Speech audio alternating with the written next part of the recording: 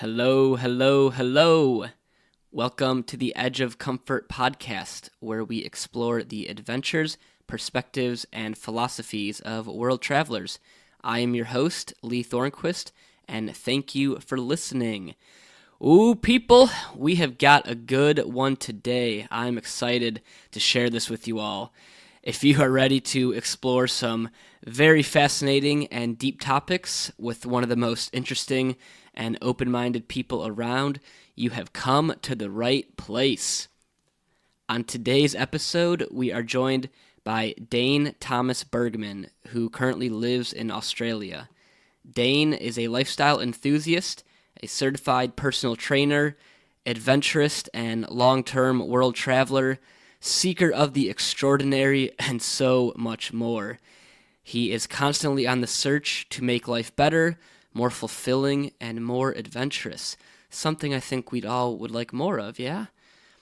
At the core, Dane's message really promotes just being in love with your life and harnessing your passions and sharing them with the world.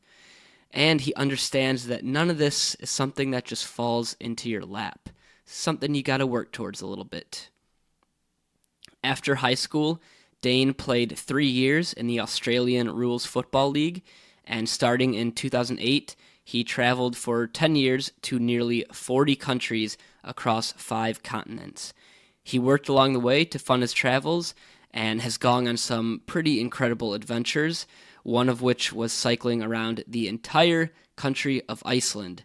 Funny enough, we do not even talk about this at all during our conversation, which says a lot considering how long we actually talked for.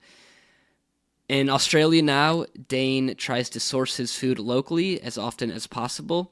This means he forages for veggies and berries and goes out and spearfishes in the ocean in order to catch his meals. Literally brings a spear out and catches the fish and only eats that fish. Dane was vegetarian for 18 months and then switched to vegan for the next 18 months.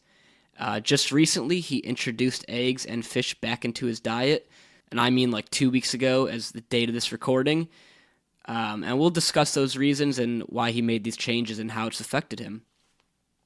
Dane is constantly trying to push the envelope in all aspects of his life to make a positive impact in the health, happiness, and overall quality of life of not just his, but of everyday people around the world.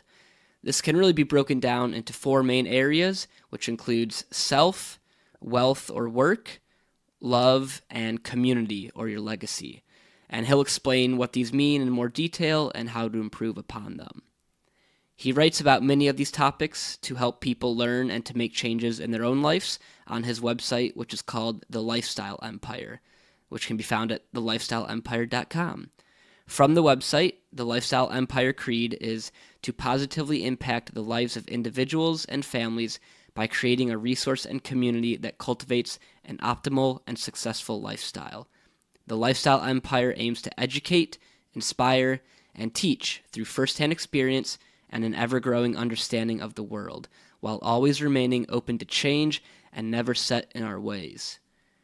As part of this empire, Dane is currently working on a 12-week online lifestyle warrior program, which will help men reinvent their physiques, their mindsets, and their lifestyle. And this will all be released in the coming months. Some of the other things we discuss include limiting beliefs and different forms of identity that we associate with, and how to challenge or change these in order to build a better life, why you should always keep an open mind and be okay with changing your beliefs and opinions, how being a vegetarian and vegan for 3 years affected his overall life and physique and mindset and other areas, how different aspects of health, including nutrition, sleep, mentality, emotional, and physical, play into your life, how to reevaluate everything and create the lifestyle you actually want to live. I know it's a crazy idea, but it can be done, and so much more. This is definitely the longest episode to date, but I promise that the conversation does not get stale. So stick with us. Hopefully you are able to take something away to help improve your life. And as always, if you want to jump around to what interests you most, You can do so by looking at the show notes and going to those timestamps. Speaking of show notes, you can find these and links to some of the things we reference at edgeofcomfort.com/EOCP20. That's the number 20. Also, if you've enjoyed the podcast, please consider leaving a review on Apple Podcasts, either through the app on your phone or iTunes on your computer. I really enjoy reading everyone's feedback, and it also helps new people discover these conversations. Just search for Edge of Comfort in podcasts, click on ratings and reviews, and then write a review. If you need a step-by-step guide, you can find one at edgeofcomfort.com/podcast-review. Make sure to stick around at the end for the question of the episode. And thank you so much to Dane for being willing to share so much about his life and beliefs and being so open. And thank you for listening. And without further ado, everyone, let's go. Good morning. What's all the commotion?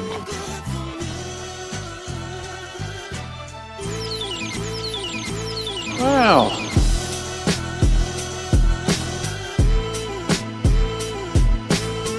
Are banana fish big? Same, but different. If I can't scuba, then what's this all been about?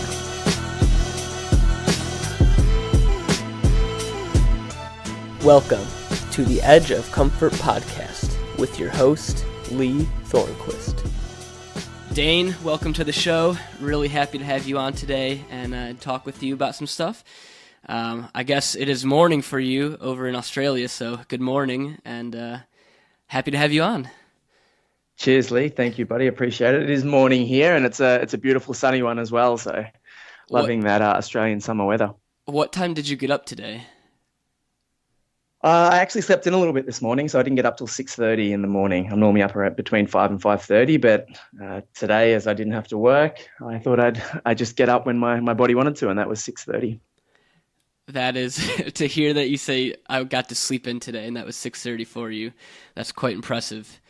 I'm one of those super annoying morning people that just, as soon as the sun's up, I'm ready to go. So it's got its pros, it's got its cons, but I definitely enjoy the mornings. That's impressive. Yeah, I'm wired the exact opposite way, so trying to be better about that. But I do want to learn more about kind of your schedule and some of your daily life and stuff. But before we get into that, I was checking out some of your past adventures on Instagram and YouTube, and can you tell me a little bit about the land diving on Pentecost Island? Like, for someone who's never seen this or has no idea what this is, can you just explain like what was going on when you saw that? Yeah, totally. So that was earlier this year, and I was fortunate enough to go on a cruise with Silversea, who my brother actually works for. He's a marine biologist and a naturalist on board with that company. So I got to go along for I think it's called the Pearl of the Pacific or something like that. That's the name of the cruise. And we actually went through Vanuatu, New Caledonia, and then up the east coast of Australia. So it was a phenomenal trip.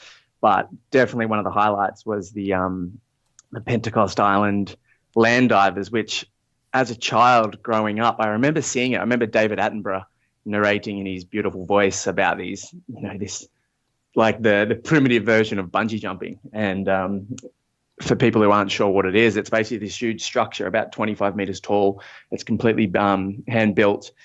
And what the Pentecost Islanders do is coming into the yam harvest, they climb this structure and they jump off head first towards the ground with vines that they've selected tied to their feet. So these vines have like very little give. It's not like a bungee jump where you slowly go down and, launch back up. It's just like head first straight down. And then you want to really hope that the vine's not going to snap for one, that it's the right length and that you've timed your jump well. And the reason they do this is because they've got a belief that, your mana, which is basically your energy, it resides in your head. And that's what they do, is to have a good harvest is they jump off and they launch head first towards the ground. And they believe that the closer they can get their head to the ground, that will transfer their energy, their mana, into the soil, and that will bring about a bountiful yam harvest. So that was what went on, and it was like, dude, edge of your seat. I was sweating. I was trying to film it all. I was trying to record it, and I was like,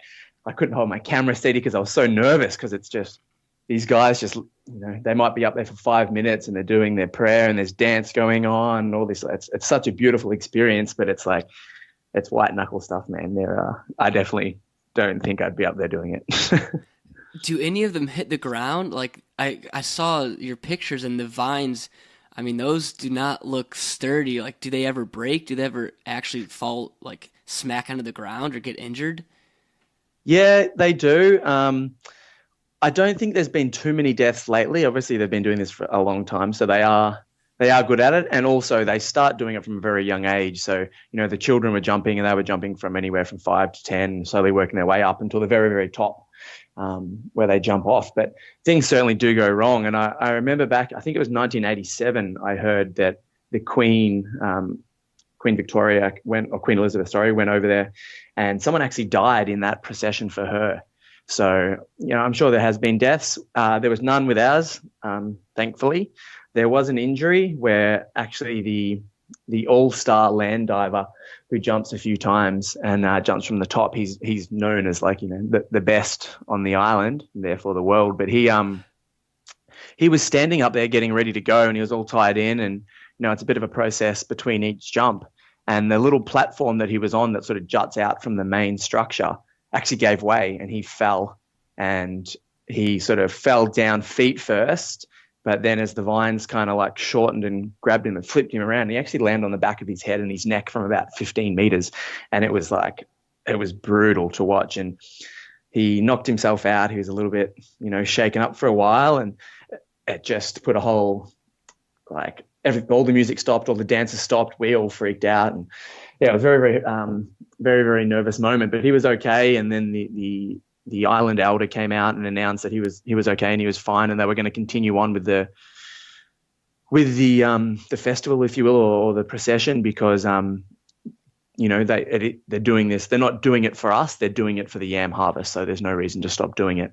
And they went on, and this guy didn't jump anymore. I did see him later on. He was walking around a little bit dazed, but his brother actually jumped because he wanted to jump in honor of his brother. So he went up to the very, very top, and he jumped off the 25-meter one. And it was crazy. Like, I was so nervous watching him jump off, but it was a successful jump, and he launched off from 25 meters head first down. I've actually got it on video, and I'm actually editing those videos at the moment. But it's yeah, dude, it was crazy.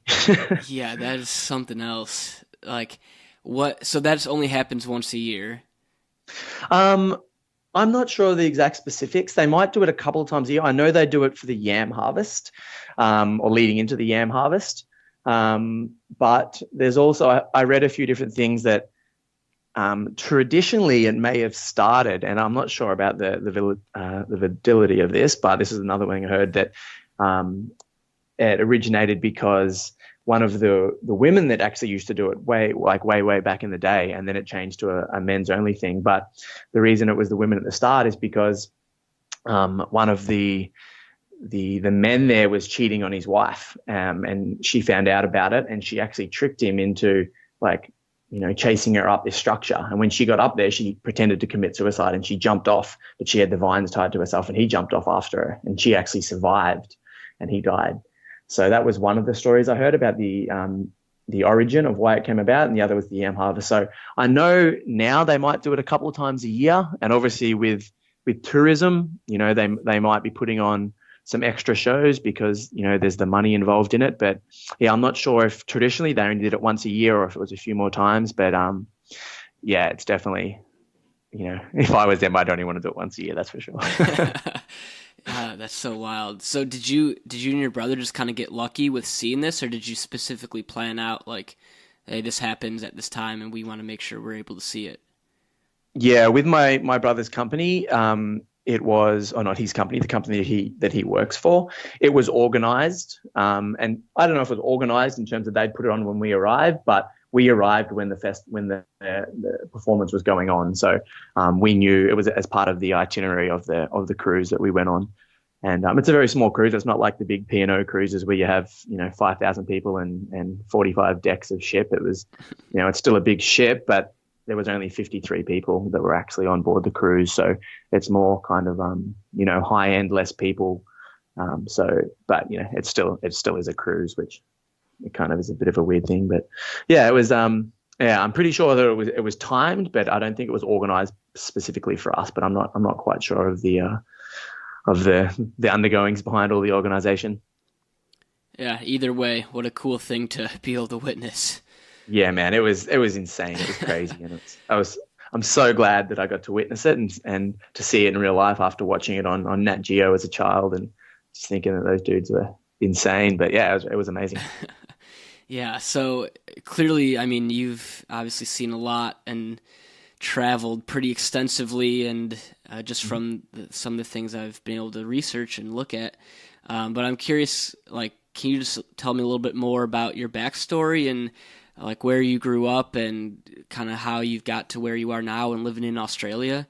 Obviously, I know that's a pretty wide range, but maybe the short to medium version.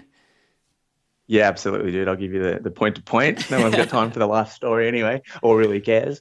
But I grew up in Australia, and we moved around a lot. My dad was involved with a lot of Aboriginal organisations in the north of Australia. So we a lot of contract work. So I think I went to 5 primary schools in 4 different states. So always moving around as a child. And then after I graduated high school, I didn't want to go to university because I didn't really know what I wanted to do, and I just felt that 13 years of school was enough for a 17-year-old person, and I just wanted to get out and head back up to the north of Australia. And for all of high school, I'd been down in the south of Australia in a town called Ballarat, which is a bit more kind of, civilized, if you will, compared to the outback of Australia. And I just really had this calling to get up north and be closer to my dad, who was living up in the top end of Australia. So at 18, I moved up there and spent the next 3 years playing Australian rules football. And I kind of played that all around Australia on different contracts. And then at 21, I headed overseas for the first time to Thailand, which I think you might have been to Thailand. I know you went through a lot of Asia. Yeah, I've been to Thailand. Yeah, so it's the perfect kind of like, introduction to traveling. It's so catered to backpacking over there and just getting around. And I was over there for a month, and I just fell in love with the people and travel and the experience and everything that comes with traveling. And sort of after that, I decided that I wanted to spend a bit of my time on actually trying to travel and see the world.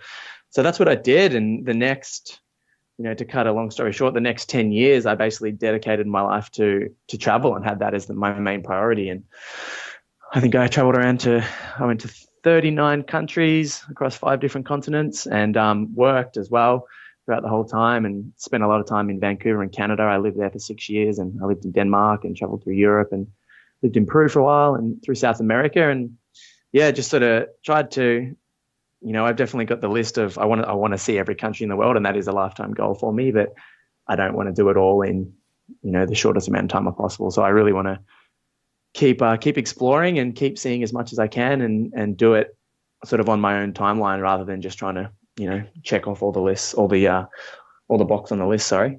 But yeah, and then after that, I sort of, well, not after that, but now I've just moved back to Australia. I moved back to Australia a year ago after 10 years basically overseas for the majority of the time. And I live on the east coast of Australia in a little town called Lennox Head, which is kind of near the Gold Coast, which a few people might know a bit better. And yeah, just living here on the east coast of Australia. I'm back over here now, building my program and online business and surfing and running and spearfishing and just planning the next adventure, buddy. Always planning. Always planning, dude. Always planning. Yeah, exactly. Yeah, so I'm really curious on hearing more about this program and like just how you came to be so driven and interested in like optimizing your performance and pushing yourself. And I mean that I have a lot of different questions on these areas, but like where did this drive originally come from? Is this something that you were working on like constantly while traveling, which I know is kind of difficult when you're kind of a nomad and living in many different places and different jobs? Like, when did you start realizing like I need to be better, I can be better, and ways to do this? Yeah, I guess for me, like I was an athlete my whole life. I was very heavy into athletics and track and cross country, and also Australian rules football. I played at a semi-professional level here in Australia. So I was always performance orientated, and I always wanted to be better, bigger, faster, stronger, longer, all that sort of stuff. And that sort of comes from, the competitive nature of wanting to, to win and to succeed and to perform in sort of whatever I was doing. So that's always been an underlying kind of principle for me, if you will. And then as I got into my 20s and my later 20s, I stopped playing kind of semi-professional football and started playing it around Australia more and coaching and everything like that, and enjoyed it. But for me, it just came down to the want to experience more and be more and do more. And I feel kind of cliche saying that, because I feel like everybody says they want to do more and be more, but it just comes down to not wanting to leave anything on the table and just kind of figure out or find out what you are capable of. And so for me, like that's normally in performance pursuits, and whether it's running or whether it's surfing or spearfishing and freediving, climbing mountains, anything, it's kind of just, you want to see how high you can go or how far you can go, or, just figure out exactly what you're capable of doing. And I find that every time you do something that furthers what you thought you were, then it opens up the next level, kind of like a game. You're like, oh, I can actually go one bit further and do one thing more. And yeah, so that was kind of the desire for me. And being heavily involved in athletics and everything like that, and gym and performance-based stuff, I was always researching myself anyway, and I was always trying to figure out little different hacks and tricks. And so I'd start helping my friends out with their programming and everything like that. And then the next sort of step seemed to be to go and get my certification in personal training, so I could actually get a more in-depth understanding of the things that I was kind of preaching. So I did that about 5-6 years ago and got into personal training. And yeah, and then from there, it's sort of, I started a website, probably about 5 years ago, just as I was getting certified. And it was called Train Your Lifestyle. And I loved the idea behind it. Like, lifestyle has always been my sort of big thing. So the idea of bringing fitness into that is sort of where the Train Your Lifestyle came in. And I really enjoyed it. It was a great blog. I guess it was a failure in terms of, the longevity of it, but, most things you start for the first time usually are. It's more of a learning experience, I think. But I loved it, but I sort of transferred out of the Train Your Lifestyle into my current blog and sort of movement, if you will, and that's called the Lifestyle Empire. And that kind of encapsulated a lot more than what I wanted.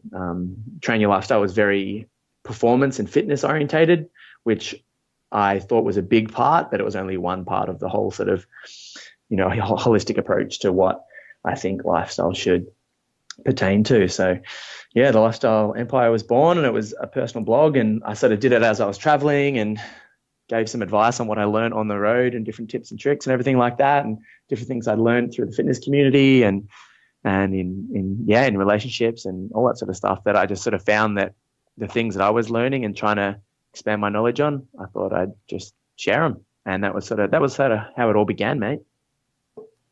So you said that like fitness was only one equation of the kind of lifestyle and optimizing that. So what are some of the other areas that now the Lifestyle Empire focuses on as well? Yeah, so I've gone back and forth with these so many times, because I always come up with something new and I'm like, oh, maybe that should incorporate it. But I guess if I looked at the 4 core principles of what the Lifestyle Empire entails, I broke it down into the 4 quadrants, and that for me is self, which is basically mind, body, and soul, and that's the betterment of you and who you are and what you want to do and everything like that. And then the next one for me was wealth or work, because it's such a big part of your life. And this was a big one for me because I battled so long with the idea of the relationship I had with money, and I still sort of go through this, is like, I always believed that I didn't need money, and I was kind of raised in a poorer family, so the idea of the necessity for money was kind of like, money was kind of the root of all evil. And so I had this sort of weird connotation with money. But, here I was working 40, 50, 60 hours a week to earn money. So I just realized it was an important part of life that we had to do, and it gives us options. So that sort of became the next leg for me. And it can be called wealth, it can be called money, it can be called work, whatever, career. It was just basically what you're going to dedicate your life to in order to earn money. to do the things you want to do and be with the people you want to be. So that was the second leg that I brought in. The next one I call love, and that's all basically it's human connection, relationships, family, friends, intimate, everything like that. So that's the other area that I focus on improving and understanding and trying to figure out. And that's a tangled web sometimes. And then the last one is community, or I call it legacy, and that basically is the impact that you're going to have while you're on the planet, the footprint you're going to leave behind after you, the community you're building, and sharing basically everything you've learned. So they're the sort of the 4 areas of life that I've distilled it down to, and try to work on improving and sharing and figuring out as I go along as much as I can. What were some of the other areas that you were battling with trying to include or not include? Not that I was battling with them. It was just like I'd come up with a different name sort of for them, and I was like, oh, where does that fit? So one for me was like, it was travel and adventure, because that's such a big part of my life. And I'm like, well, where does that fit in? Is that legacy because you go out and you travel? Or I'm like, is that more like, is that a self thing? Does it go into the self area? But I'm like, it doesn't really fit under mind, body, or soul. I'm like, where does it go in there? So for me, I was, I think I had 7 categories at the start, and I was just like, oh, there's just too many. There's too many things to work on in a day. And I like the idea of keeping it simple. As if I could have one, I'd have one. But I can't put it under. I guess under one, it's just called life, I guess, is the one thing. But to branch it down is those ones. But yeah, travel, adventure, movement, all these different things, and kind of just subcategories, I guess it was, is trying to figure out if it should be a full category in the blog space or in my head and everything like that. But yeah, they were the 4 that I brought it down to. And in the end, it doesn't really matter. I could call it, we can call it whatever we want. It's just if you're working on the things that you want to improve on, then it doesn't matter what they're called, dude. So yeah, that's true. So with love, because I remember seeing one of your posts about like how you seek really raw and like true connection with people, but like people are almost frightened by that. They're scared by that. And you said even you were scared by that sometimes. Can you expand on like what you meant by this and kind of that raw connection with people? Yeah, in that area, I found that the best way to communicate, to build a relationship, to build trust is through brutal honesty and like radical open-mindedness and vulnerability. And it seems so obvious, but it's also so, backwards as well, because you're like, oh, if I really share my thoughts and my heart and everything like this, then people are going to judge me and they're going to think I'm a pussy or I'm this, and this. But really, when you do that, and every single time that I've gone and done that, whether it's online or it's, in a one-on-one conversation, that's when the actual connection really, really takes the next level. And that's when it deepens. And that's when you get to, it almost allows the environment for people who have these same feelings as you, or maybe other feelings that they're worried about voicing. It gives them permission to do it, and it gives them a safe environment. So for me, that's something I'm so conscious about in my relationships in life, and basically in anything. Like I feel like the quicker you can get to the deep, like nitty gritty stuff, man, it's so much better. Like, talking about the weather's great, but let's talk about freaking reality and UFOs and all this sort of shit. And let's get deep and talk about love and, so that's where I've got. And yeah, definitely the more vulnerable that I've been and the more open I've been, the better response and connection from other people I've had. So that's something that I'm always working on, and something that, I'd love to be able to just lay it all out. And I sort of feel like I have, but then I'm like, no, you're still holding bits back. And, it's kind of like chipping away at the stone, mate. Yeah, that's hard to do, to just bare your soul to the world, especially on social media or on your website or anything, because it's there in writing for judgment. Like it is. And the crazy part is as well is, shit changes and values changes and perspectives, they change. So, once you get, I've written a lot of stuff that I was very passionate about and believed wholeheartedly at the time that it was the right thing and the right way or whatever it was. And then 6 months, 12 months, 2 years, 10 years later on, I'm like, oh, I don't believe that anymore. Like, I actually think that is, I'm actually feeling the opposite to that now, or, so, but that's what it's all about. I think the only way to really be wrong is to draw a line in the sand and pick a side and say, I am this and I can never be that. So, and forget about it. And I find that a lot of society does that, whether it's with, the groups they go in or religions or everything like that. For me, it's like just belonging to nothing is the best way. And, not belonging to nothing, but just, not picking a side, just staying open-minded and say, you know what, for now, this is what I believe and this is what I'm learning and this is what I understand. But, next year, this might be completely different, and being okay to change and being open to, sort of the ever-evolving, adaptations that take place in life. Yeah, that's so true. It's like you look back at what was important to you or what you thought about certain things, like even 6 months ago or a year ago and longer, and just like, wow, how did I think that at that time? Like now I know this, and it's so different. Exactly. And sometimes it's cringeworthy. I look at some of the stuff I wrote 5 years ago and I'm just like, oh God, is that what I was thinking? And then, but it's no different. I think back to who I was as a 21-year-old, and I'm just like, oh God, I'm so glad that I've changed. And I feel like there's such a big pressure in society, and people say, and this is obviously meant wholeheartedly by people, where they tell never change, stay the way you are, you're perfect just the way you are. And, that's wrong, because, if I was the same person I was when I was 21, then, I'd be a little drunk party animal that just didn't really give a shit. And, I'm so glad that I developed. So I think that, losing yourself is so important, and leaving who you were in the past is so important, and obviously learning from those things and taking forward the parts that you want to. But, I'm all about change, dude. I reckon you should always just strive to change and become whoever the hell you want to become. So. Yeah, I hate that advice too. Like, oh, you're great the way you are, never change. Like you said, it's like, well, in 5 years that might be totally different if you're still doing the same shit. So yeah, and if you're not, like what have you been doing for 5 years? Just sitting around reading the same books and talking to the same people. So no, it's constant. Lifelong learning is such an important thing in life, and the more you learn, I feel like the more you change, and the more you realize you're wrong. And Socrates said, 2,000 years ago that all I know is I know nothing. That's so freaking true, dude. I realize more and more every day the things I know is just, next year I'm like, God, I was so wrong in that that frame of mind. But that's what it's all about. I think that's something that you really learn as you learn more and go and travel. It's like you think you know stuff, and then you go do that, and you're like, wow, I actually do not know anything. Like, just really opens up your mind.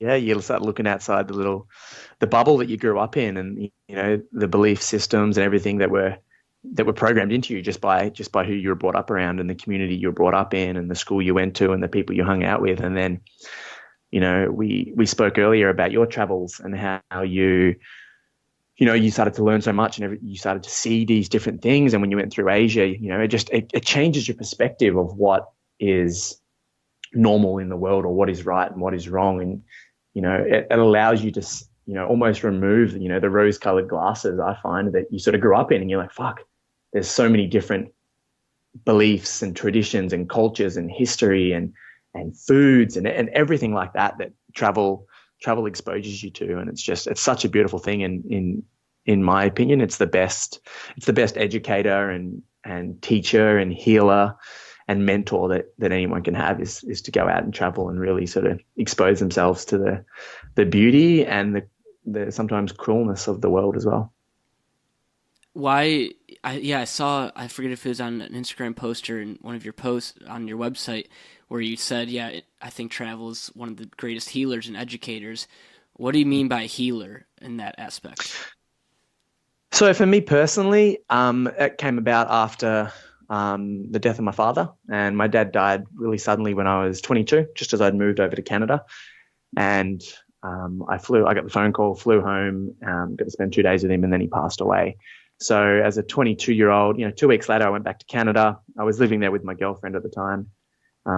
But I didn't really have any family or friends. I didn't really know anyone outside of my girlfriend and her family there. So I pretty much just got on with life and kind of acted like nothing had happened, even though I had this, this sadness and this resistance in my life, in my mind.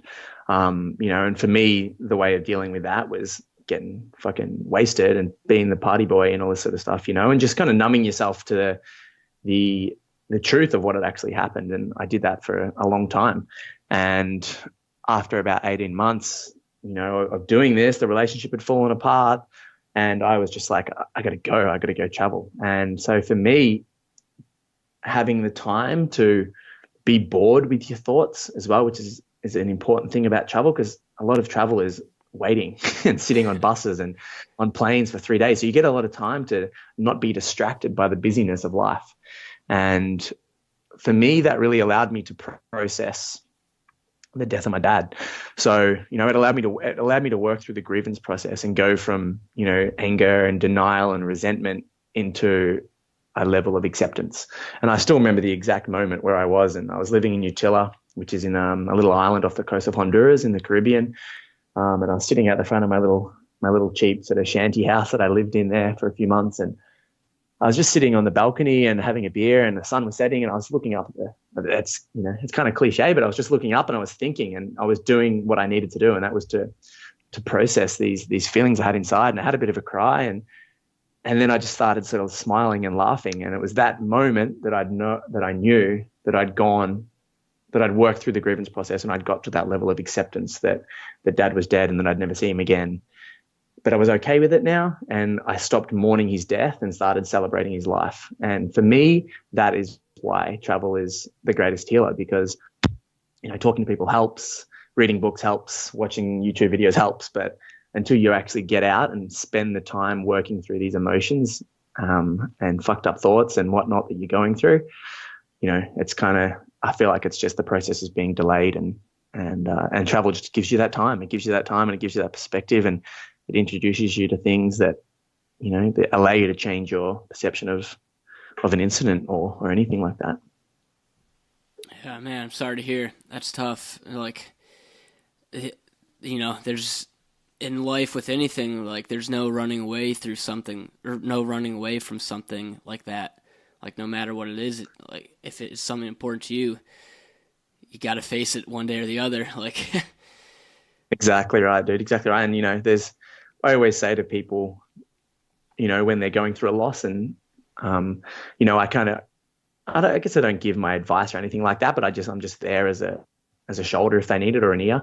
But for me now, it's got to the point of I've had a bit of loss, and I've had other losses, and I've got that perspective now of understanding. And I know that, you can spend 18 months grieving, or you can spend 10 years grieving, or you can really work through this process a lot faster. And I remember Tony Robbins said years ago when I first heard it, I didn't really understand it until recently, the last couple of years, but he said that 5 years, 10 years, 2 seconds, the decision you make to accept something is the same decision no matter what. It's how much time you want to spend leading up to that decision that'll allow you to work through it. So now,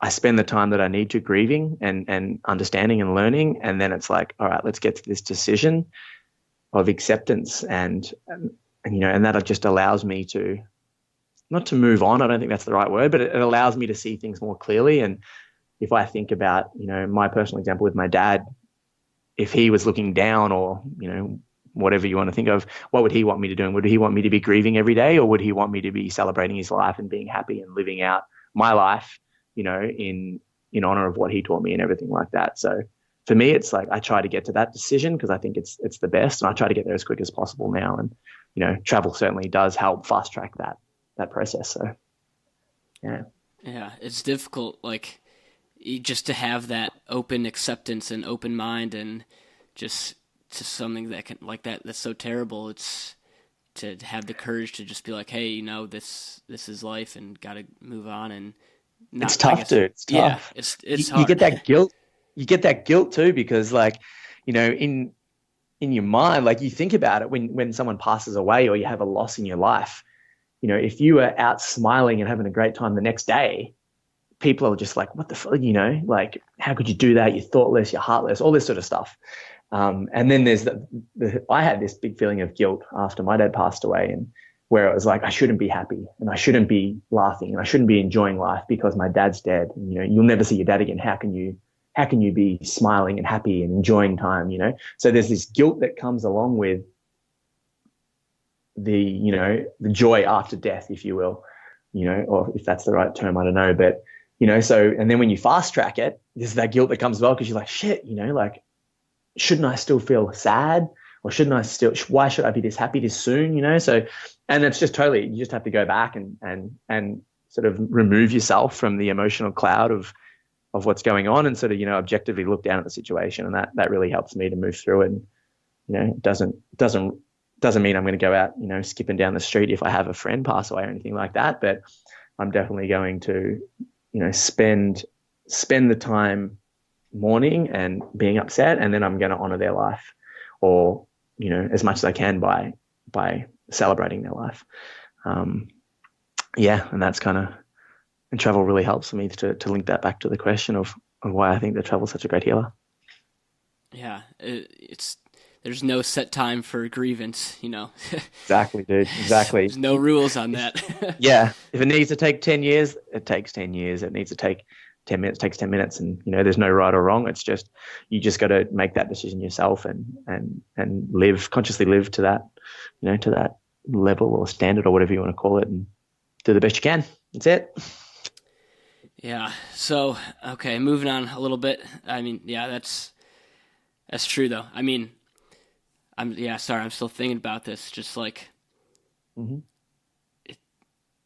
that guilt you feel for like being happy. It's such a twisted emotion. Like, clearly you don't want this to sidetrack your whole life and to like not hold you back, but prevent you from living as great as you can and optimizing your life. And obviously you're going to grieve, but you know, feeling that guilt, like, to move on from that it's such a twisted thing. Yeah. It is, dude. It's so weird. And, you know, obviously there's the societal guilt you feel, because you're like, shit, what are people going to think if I'm out happy and celebrating, even though I've had this loss? And then there's that personal one. But for me, it's just always, it's going back to what I would want my friends and family to do if I passed away or if something happened. And then I have to turn it back around to them. And I'm like, what would they want me to be doing right now in this situation? And, you know, very, very rarely do I have an incident where I'm like, oh, they'd want me to be upset and crying and miserable and mourning. And so once I get that and I can understand it and I can remove any of the other sort of subjective emotional feelings from it, then it's like, all right, you know, this is what my dad would want. This is what my uncle would want, my cousin, you know, these people that have passed away in my life. And once I can sort of get that clarity, then it makes it a little bit easier to push aside the guilt that comes with it, and then take the next step. So back to some of the things we were talking about with just constant changing in life, and whether that's mindset and body or whatever. I'm very interested to hear a little bit about your experience when I think you were vegan for 18 months and vegetarian for like 18 months before that. But you've recently started consuming animals. I don't know if that's just fish or other animals in whole that you only source yourself. But let's talk about this period of your life where you were strictly vegetarian or strictly vegan. Like, what caused you to make these decisions to do that? And like, what was your diet like beforehand, and how did you make this change? Yeah, totally, dude. And let me just jump in here. Like, this is such a touchy issue in society these days. It's like you can't say anything without like being wrong or being accused of this. So, like, personally, I don't give a fuck what people do. Like, eat what you want, you know, everything like that. All I say is be conscious about what you're doing, be aware of what you're doing, and make a conscious decision from there. And whatever that decision is, that's up to you. So do whatever you want. And it doesn't bother me at all. And I don't think one's more right than the other. But just having that ability to be conscious of what's happening and the impact you have, and then make a decision out of that, rather than just, you know, this unconscious consumption of everything around us, which most of the freaking world does these days, I feel. So yeah, there we go. I don't care what you do. I'm not saying one's more right than the other. But personally, my story, I ate basically anything. I was your typical athlete, eat whatever, burn it off, run as hard as you can, lift, blah, blah, blah, eat anything. And I still ate healthy. I didn't eat takeout all the time. My claim to fame is I haven't eaten McDonald's in 16 years. This October it was. So, I wasn't, that's my claim to fame, dude. But, that's nothing else. Interview's over. But, no, but I still ate, I just ate anything. I didn't really mind. To me, it was just fuel. I just got it in, I burnt it off, and that was it. And then through personal training and understanding nutrition a little bit more, I started to, realize the importance of fueling with the right thing. So for me, initially I went vegetarian, if you will, by default. And it was purely out of an environmental standpoint. And I just sort of came to understand the environmental impact that agriculture, especially animal agriculture, was having on the environment. So for me, I was just like, all right, I'm not going to eat farmed animals anymore. So I just eliminated them straight out of my life. I was a big hunter and a big spear fisherman growing up. So I still wanted to incorporate that. But as I was living in Canada, I wasn't doing it too much.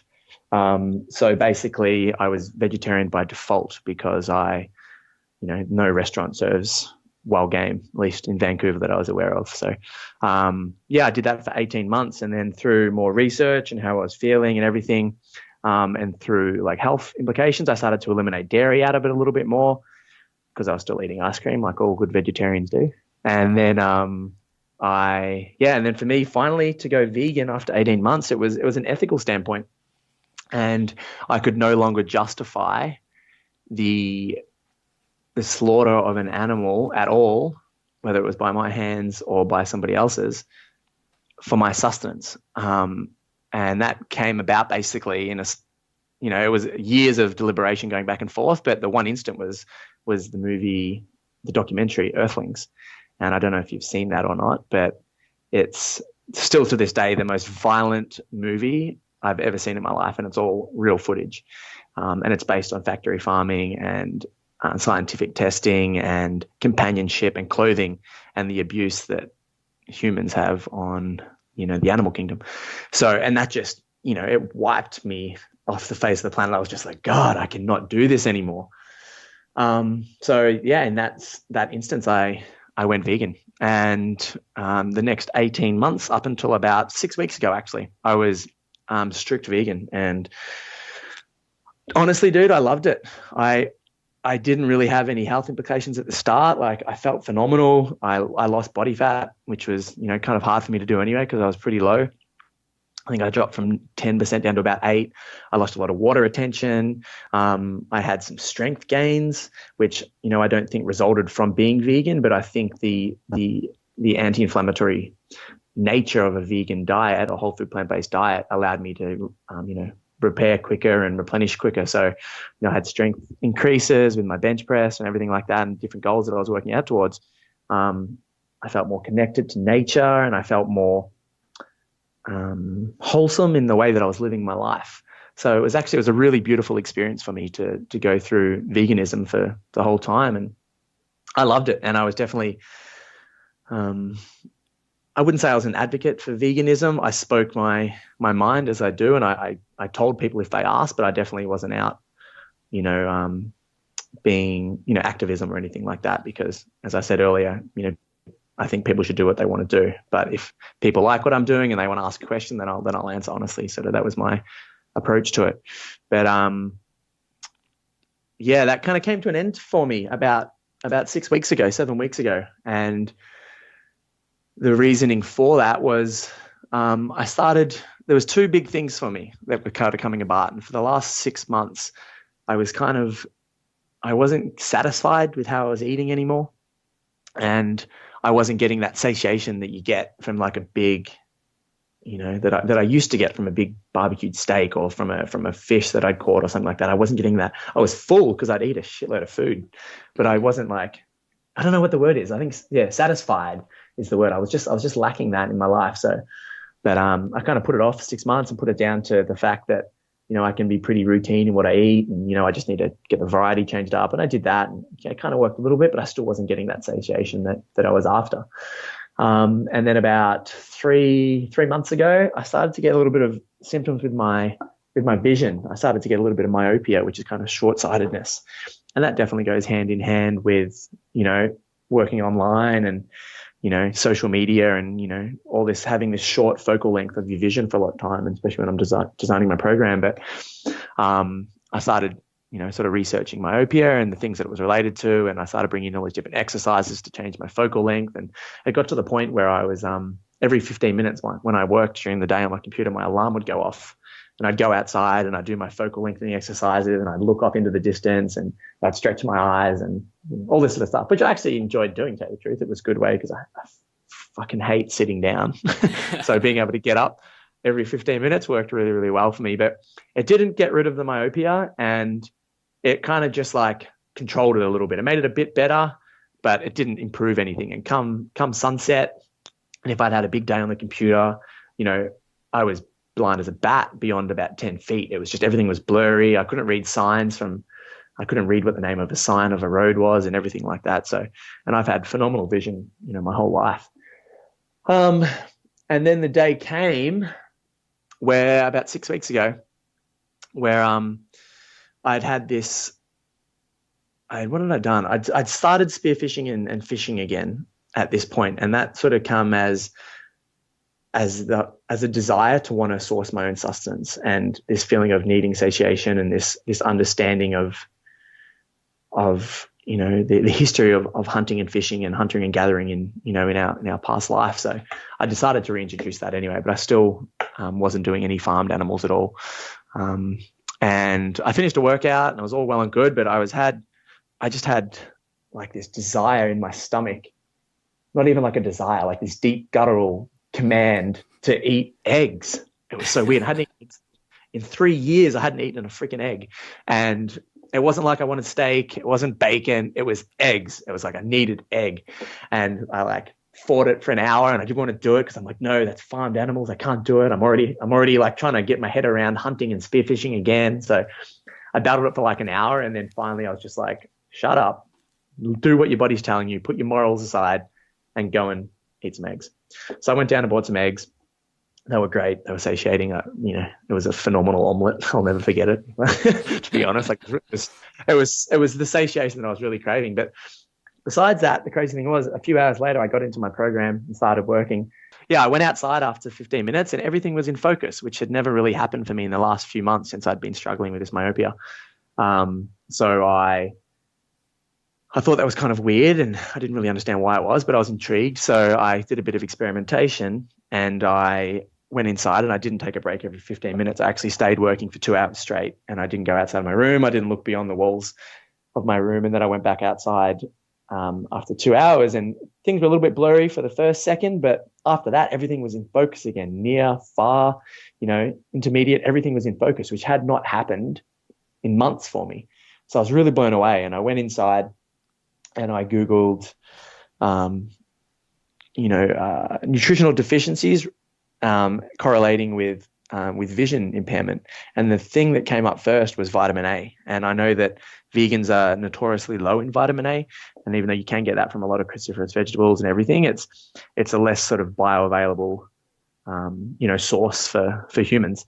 And I was even supplementing with vitamin A, synthetic vitamin A, that I take 2 times a day for the last 3 months, and nothing was really improving.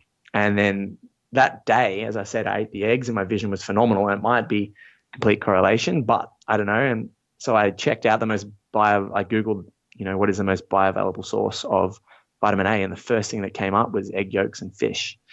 And that was just like, I was just like, what? Like, how can that be? The fact that I had this crazy command, like guttural command from my body to eat eggs specifically. And then later that day, my vision had improved so much on everything that I'd been dealing with the last 3 months. And it was just too big a correlation for me to ignore.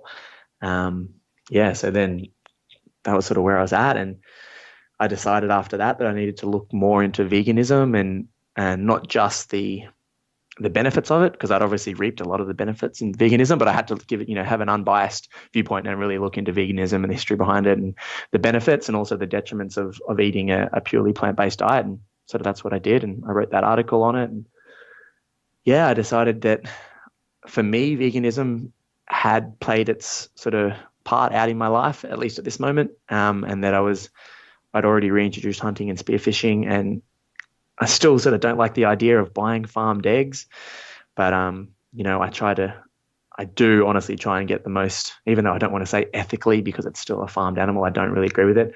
It's just the health implication that was coming with not eating it was too big for me to ignore. So I am consuming eggs at the moment, which I'm trying to figure a way around. If you know another way to do it, please let me know. Or, short of having chickens in my backyard, which I'd want to do at some stage, but where I live at the moment doesn't really pertain to that. So that's so crazy. Have you ever heard of anything like that happening before, or like since that's happened to you, have you heard of other people where that's been an issue? Like I've never heard of such a strange correlation like that. Yeah, I have now. Obviously, you've got this whole like cognitive bias that goes on because once something happens to you, you start looking for it. And with the World Wide Web, you can find anything online. So there's a lot of anecdotal evidence of people. There's a lot of, I went into a lot in my article about the long-term ramifications of veganism, and some people, they live 30, 40, 50 years as vegans and they're completely fine.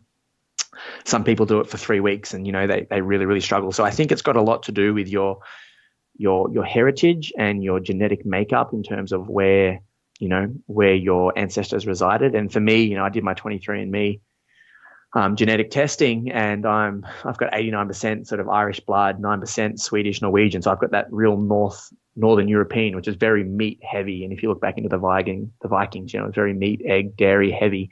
So maybe I'm more susceptible to it, but it took 18 months for it to happen. And there is a lot of evidence of vision impairment and hearing impairment and dental impairment that comes with a vegan diet. But then there's, for every, negative article, there's one that said my vision improved and everything like that. So I think it's so individual that it's so hard to say, if it was just a correlation in my life and my time and what I'd been eating and the amount of training I was doing. But it was just such a big improvement so rapidly that I just couldn't ignore it. And honestly, since then, I have zero problem with my vision. My vision is as good as it was a year ago, 2 years ago, 3 years ago. Like I don't, unless I spend 10 hours on a computer in a day, which when anyone does it, their vision is going to be blurry when they start going back to looking at it further.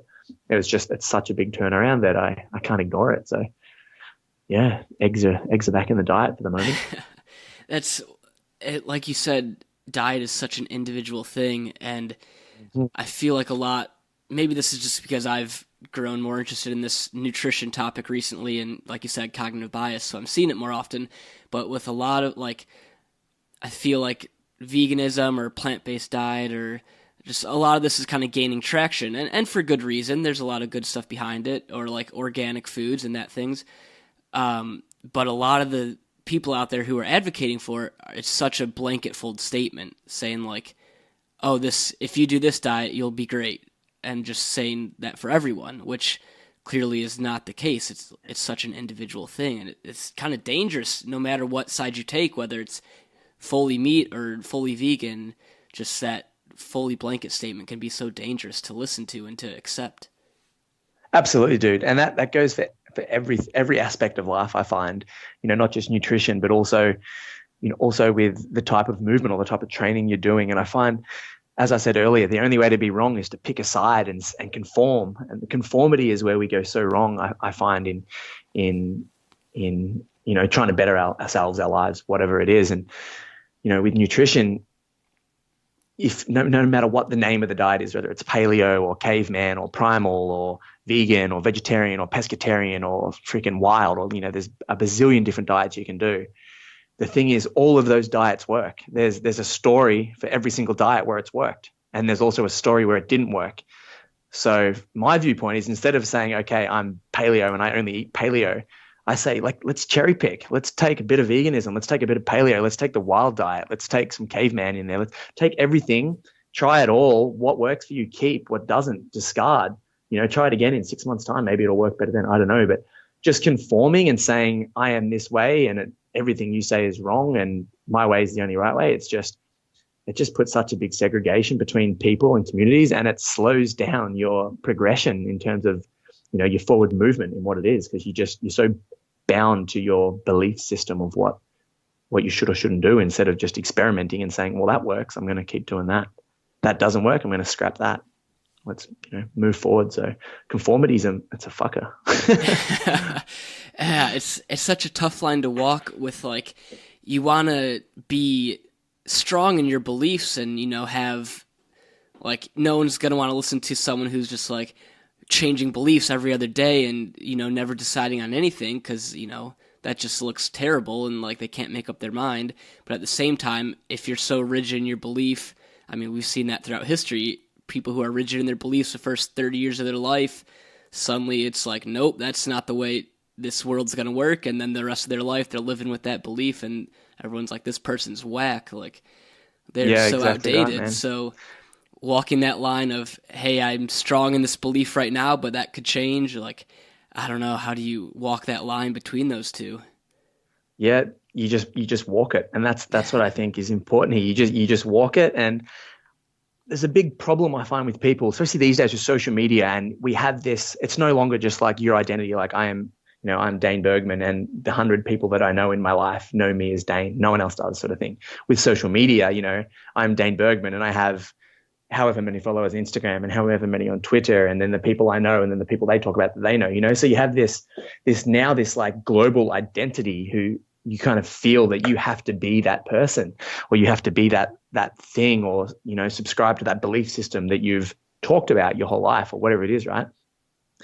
But it's kind of just like, it's kind of all bullshit, because really, like, the reason that I believe what I believe is because of the environment that I was brought up around, and my belief, my identity I wasn't born as the person I am. I created this person. I was molded by the culture that I grew up in, by the environment that shaped me, by what my parents' beliefs were, by what my religious beliefs are. So I don't think identity is this fixed. It's, I believe this, and I shouldn't say I believe this, because, really, who knows what you believe, as I'm just sort of preaching this, but this idea of like a fixed identity is just, it's bullshit. It's been proven. I think it was Carol S. Dweck. She wrote a book called Mindset, and she goes into the static mindset, or fixed mindset, she calls it, and also the what'd she call it? Was it transient? I can't remember the name she used. Basically, it was saying that identity is not fixed; it's completely moldable. You can adapt it, you can change it, you can become whatever you want. So, really, this idea of identity and my belief system, it's just, you're not held to anything. You can completely change and mold and adapt and improve and go left and everything you want to do. So, and that goes to everything. It goes for your identity. Your identity is just a story you've created yourself anyway throughout your life. It's not a real tangible thing. It's not, but people they're so bound up by it, and they're so, no, I am this, and that's what I've always been. Therefore, I am what I am. Therefore, I am. When that's, in my opinion, that shouldn't be the focus. The focus should be like, I am becoming this, and then you become that. And what was in the past that was just stepping stones. And it seems to be that people think that if they're like, for me, I'll just link back to the veganism thing, because it was such a recent part of my life. It's like I spent 3 years, if you will, vegetarian, vegan, and then for me to go back on my word and start hunting again, even that sentence in itself, to go back on my belief system, I don't feel like that's such a negative connotation towards it. Why can't, I think Yvonne Bouchard, the guy from Patagonia, he said, it's like, you're not going backwards. He's like, why can't we get to the edge, turn around and take a step forward? And that was such a big paradigm shift for me. It's just like, I'm not going back to my old ways. I'm turning around and moving forward to my new ways. And I feel like that's such a big thing for people, that they do, is like, oh, I can't change who I am because everybody thinks that I'm this person, and I've been this person, and now I have to keep being this person. And it just really limits the person you can become. Yeah, that's a dangerous place to get to. And it's comforting in a way to have that identity, even if it's a shitty identity, even if you're that person, like, just party animal, whatever, getting hammered, and, that's me. Like, yeah, that's you now, but that doesn't have to be you forever. But that's like exactly the identity that you identify with. So then you're stuck with that, and it's just kind of a terrible feedback loop. Yeah, exactly. And that's exactly what it is. And it's like, well, I've always done this, so I'll just keep doing it. And I'll keep partying and I'll keep being hungover on Saturday, or, whatever this identity is that people are defining themselves by. But, it's not the way it has to be. And it's completely, it's completely moldable. You can change it to whatever you want to do. You can adapt it to whatever you want to do. And I find that just letting people know that is so empowering, because they're like, I don't have to be, the dumb person at school. For me, it was always math. I was really bad at math, and I believed I was bad at math, and therefore I was bad at math because I didn't try to get better at math because I was shit at math. It's this big self-fulfilling cycle that just, it's like it's a feedback loop, and they happen all day, every day in life, everywhere. And they can either, spiral you down and pummel you into like despair and depression, or you can spiral up and become more and more and more. And, I'm not good at math, but I'm going to try and get better at math because, I think I can be good at math if I try. And then you try, and then you get a better test result. And you're like, oh, I'm actually pretty good at math. And then you study more and you get better. And then all of a sudden you're like, I'm really good at math. I'm going to study more. And then you spiral up and up and up, right? So, it's your belief system. That's what it is. And your beliefs are formed from your thoughts. So you got to intercept at your thoughts and, change that. And then you change your beliefs, then you change reality, right? So, well, you bend it at least. Yeah. And that's not a easy thing to do. Nothing we've been talking about today is easy to do. Dude, I told you, man, I'm not about the shallow stuff. I like to get deep, and, and we were chatting the other day on Instagram about David Goggins and Cameron Haynes. Oh my gosh. Dude, these guys are beasts. These guys are fucking beasts. And they just their ethos, it just makes me want to do more and be more. It makes me feel like a fucking pussy. It feels like, I'm like, what am I doing? I'm so like, God, I feel sometimes I'm like, oh, poor me, this. And then you watch these dudes and you're like, I got to fucking step it up. And that's, it's tough, but, and they talk about the grind, and they talk about suffering, and people are scared of suffering, and they're scared of, becoming, not being comfortable and all this sort of stuff. But they're like, no, I fucking want that. They feed off that stuff. Goggins says he's like, he feeds on souls, and the souls are these things that he challenges himself with. And he's just a machine. Both of them are. They're so inspiring. They're crazy. I love them. Yeah. I have something else to say on them as well, but real quick before we talk about them. But yeah, like just these changes, it's hard because in a way you have to like kill your identity in a way, you know? If you're a super lazy, never work out, eat terrible, and that's your identity you've associated with you, like you have to kill that person, which is terrifying. Like that's all you've known for your whole life possibly. And suddenly it's like, okay, I have to not do this and step into the complete unknown and change a lot of shit in your life. Like, yeah, no shit, that's scary. Like, it's scary, but then you got to flip that as well, and you got to look at it. It's like, is that as scary as living out this same existence that I'm clearly not happy with, or I don't like, or something's missing? Exactly. What's the scarier thing? A little bit of like suffering and struggle, or a life long of living this life that you're not happy with. Because if you were happy, you wouldn't want to change. But it's like, for me, like 2 days of pain or like getting up early, that sucks. It's tough. But a life of living untrue to myself or living below my capabilities, fuck that. Like that scares the shit out of me. That scares me way more than, trying to run 100 miles or I don't know, anything else. Like that scares me so much more than any of this short-term pain and short-term suffering. Absolutely. That I have to go through. Yeah, it's like, what's the alternative of not changing? Like, yeah, it's going to be hard. Yeah. It's going to be hard for the next months or years or whatever, but if you don't change, then what will life look like by the end? Are you 300 pounds and like dead at 60? Like, you got to think the long term when you're trying to make that shift, I guess. Absolutely. And one of my mentors, Sam Ovens, he talks about this, and he talks about the two selves, and basically, you've got your static self, the kind of self who you are, if you will, not who you are, who you're being, if you will, and then the becoming self of who you're becoming. And he said these fucking things, they go to war. And, if you're 250 pounds and overweight and eat fucking Oreos every day, and you decide that you want to become better, that next morning, that static self, the overweight dude that doesn't do shit, he's going to fucking fight back, and he's not going to want to get out of bed at all. He's going to be like, nah, let's have another snooze. Let's snooze the button. Let's not work out. I don't want to do this. But then Sam Oven says, he's like, you got to bring a fucking gun to the fight. He's like, if your former self or your static self wants to bring a knife to the fight, you bring a gun and you fight back. If he brings a gun, you bring a fucking bazooka. If he brings a bazooka, you bring a tank. And he's like, you got to out muscle him. You got to go to work, and you got to get up. And the more you do that, dude, the easier it is, because all of a sudden now, that your static self, now it's like it progresses. Your static self is now the dude that is no longer 250. He might be 200, and he might work out 3 days a week, and he might, get up at 7:30 instead of 11 a.m. So now you're not fighting with that dude anymore. You're now fighting with the version 2.0, and you got to bring out version 3.0 and keep improving and bring a gun to that next battle.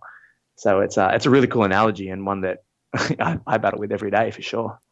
Oh yeah, absolutely. And in David Goggins' book at the beginning, he's like, if you finish this, like, get ready to go to war with yourself. He's like, that's the greatest enemy. You're going to war with yourself right now. Like, and it's exactly true. You got to fight yourself and what you actually want to do and what you need to do to get to where you want to be. Yeah, that's, and people see him and they think that he's an endurance runner. And he's like, he does endurance running, but he doesn't do it because he wants to run the furthest. He does it because he wants, as he said, he goes, I want to build calluses on my mind, on my brain, because he doesn't like running. He doesn't want to run 240 miles or whatever he ran. He does it for the mental strength that he has to build to complete these events. And that's the crazy part. He's like, I'm doing it to become have this crazy mindset of, I can do fucking anything, and I'm going to suffer as much as I need to get through it. And, it kind of sounds crazy, but it's so fucking true. And, and everyone's got their own version of that. It might not be a 250-mile run, but, it could be anything. And that's what it is. It's all about that battle with yourself, man. Yeah, absolutely. And this is something that I've been trying to think about the last few days is like these analogies we've been using in this discussion. And obviously with Goggins, it's all kind of about physical stuff and physical challenges, because it's such a not black and white type thing, but it's very apparent how quickly you're going to be able to suffer and what your mindset is when you go out and do some physical thing that don't think you can do or are pushing yourself. So I was trying to think, like, what are some other ways that, like, you can adopt that mindset in your life beyond just the physical realm? Yeah, absolutely, dude. And like, first thing that comes to my head is what we talked about earlier, which is, your relationships and that vulnerability, dude, because that's hard. That's like, to be brutally honest with somebody, not in a negative sense, not to them anyway, I'd find, but about yourself. That's harder than running a fucking marathon. That's tough. Like, to get out there and to bare your heart and bare your soul and completely remove any shield that you've got up and let someone in and talk about them with that. Like, that's tough. That's harder. As I said, that's harder than running a marathon for sure. But the reward is as great as completing a marathon. You just completed your second half marathon, right? Yeah, that was last October.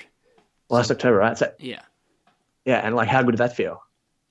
Like, phenomenal, yeah? Yeah, it felt great. I finished it, and I'm like, all right, what's next?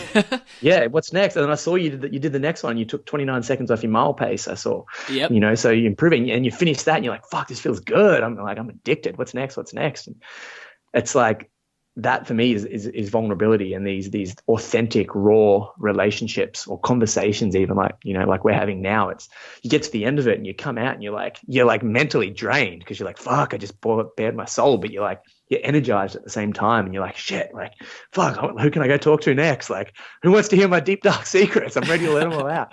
That's another way of doing it, I guess, is that vulnerability in relationships, and then like you look at it with work as well.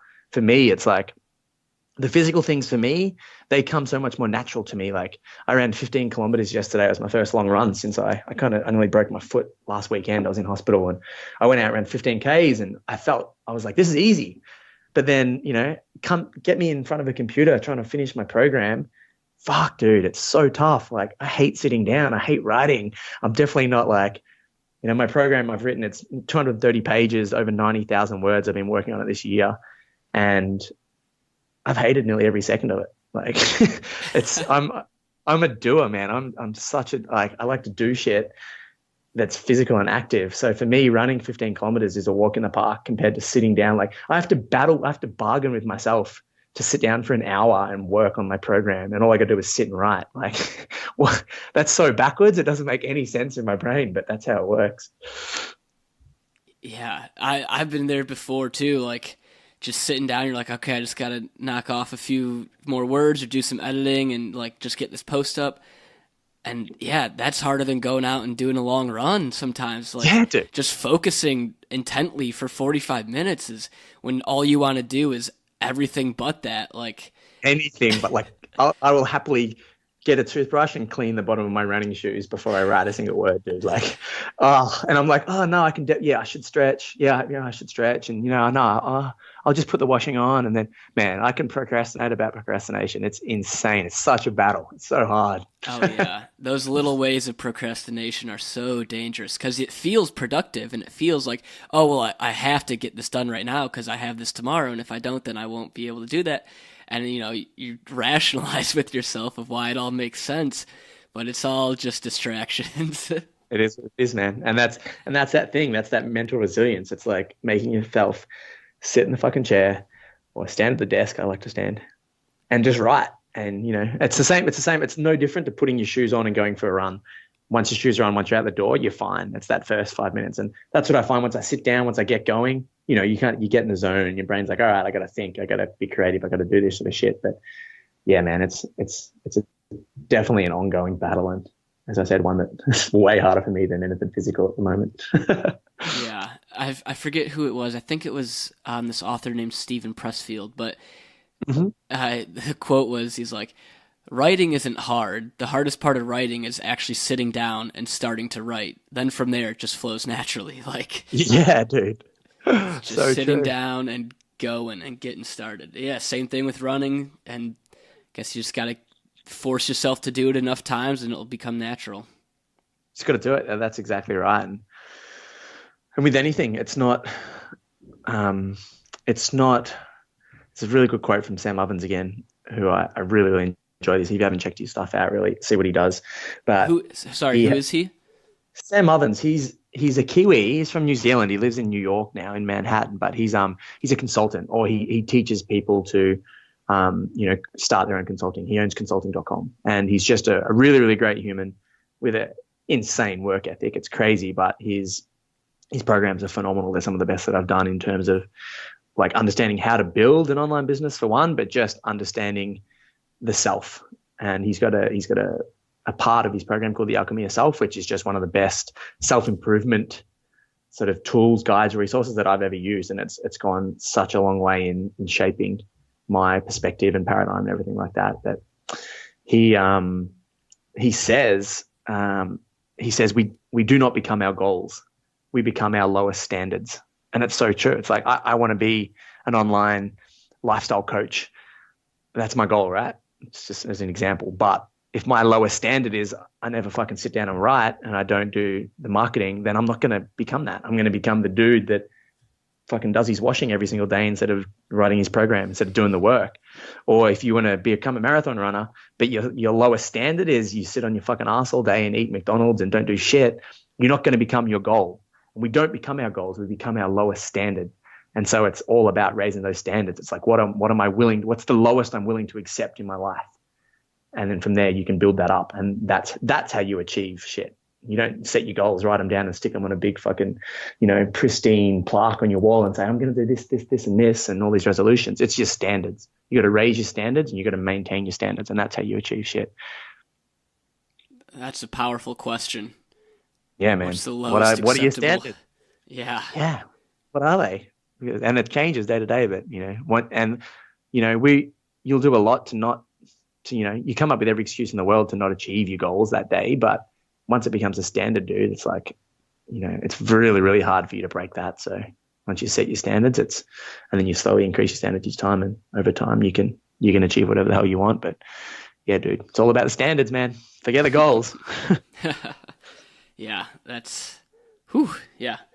Okay, so I still have a few questions about your vegan stuff. Got a little tangent off there, but that's a good one. Yeah. So, obviously being vegan, like, not that there's an assumption, but it's like you think of people who are vegan as automatically just being healthier, which is not necessarily true. Like, there's still vegans out there who eat like shit. Like, there's a lot of food out there that's considered vegan that's, if you took that diet, you'd be still unhealthy and not like living a healthy lifestyle. So what was like your vegan diet like? What's like a healthy vegan diet look like compared to still kind of a shittier vegan diet?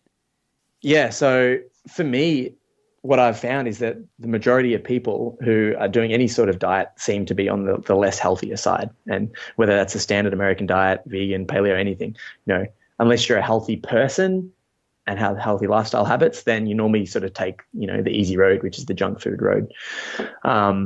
So you can eat, as a vegan, you can eat fucking Oreos and fries all day, every day, and you are a vegan 100%. There's no harming of animals and no animal products in either of those food items, but they're shit for you and they're not going to fuel you well and you're going to get sick. So, there's this whole battle of what is healthy. And for me, I was definitely on the healthy end of things because, I don't like Oreos for one, but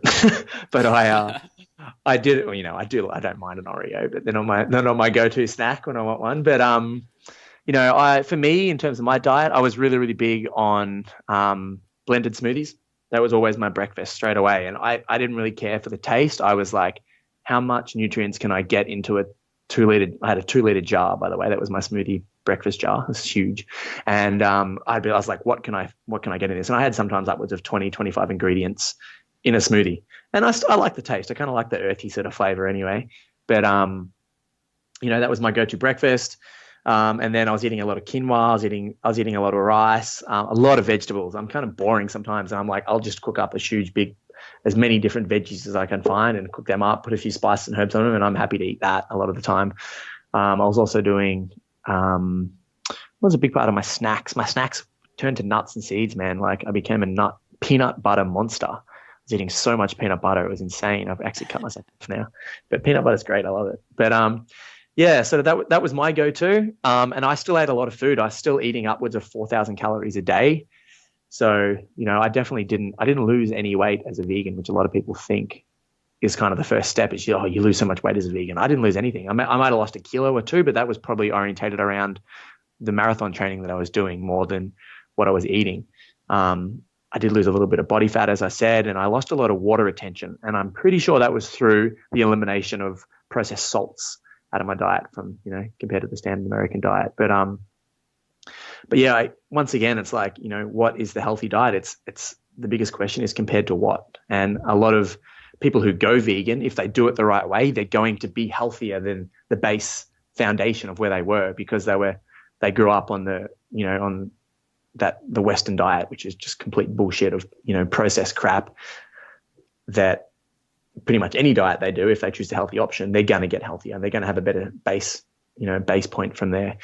But, yeah, that doesn't mean to say that if you eat a vegan diet, you're going to be healthier or you're going to be healthy. It's always compared to what, so. Yeah. So what would like a typical, you said breakfast was usually a big smoothie. Was that veggies or fruit or both? All of the above, yeah. I'd go. So if you want me to run me through off the top of my head, what my sort of, and I still eat this all the day. I still, just because I'm not vegan anymore doesn't mean I scrapped everything. I still eat smoothies every single day.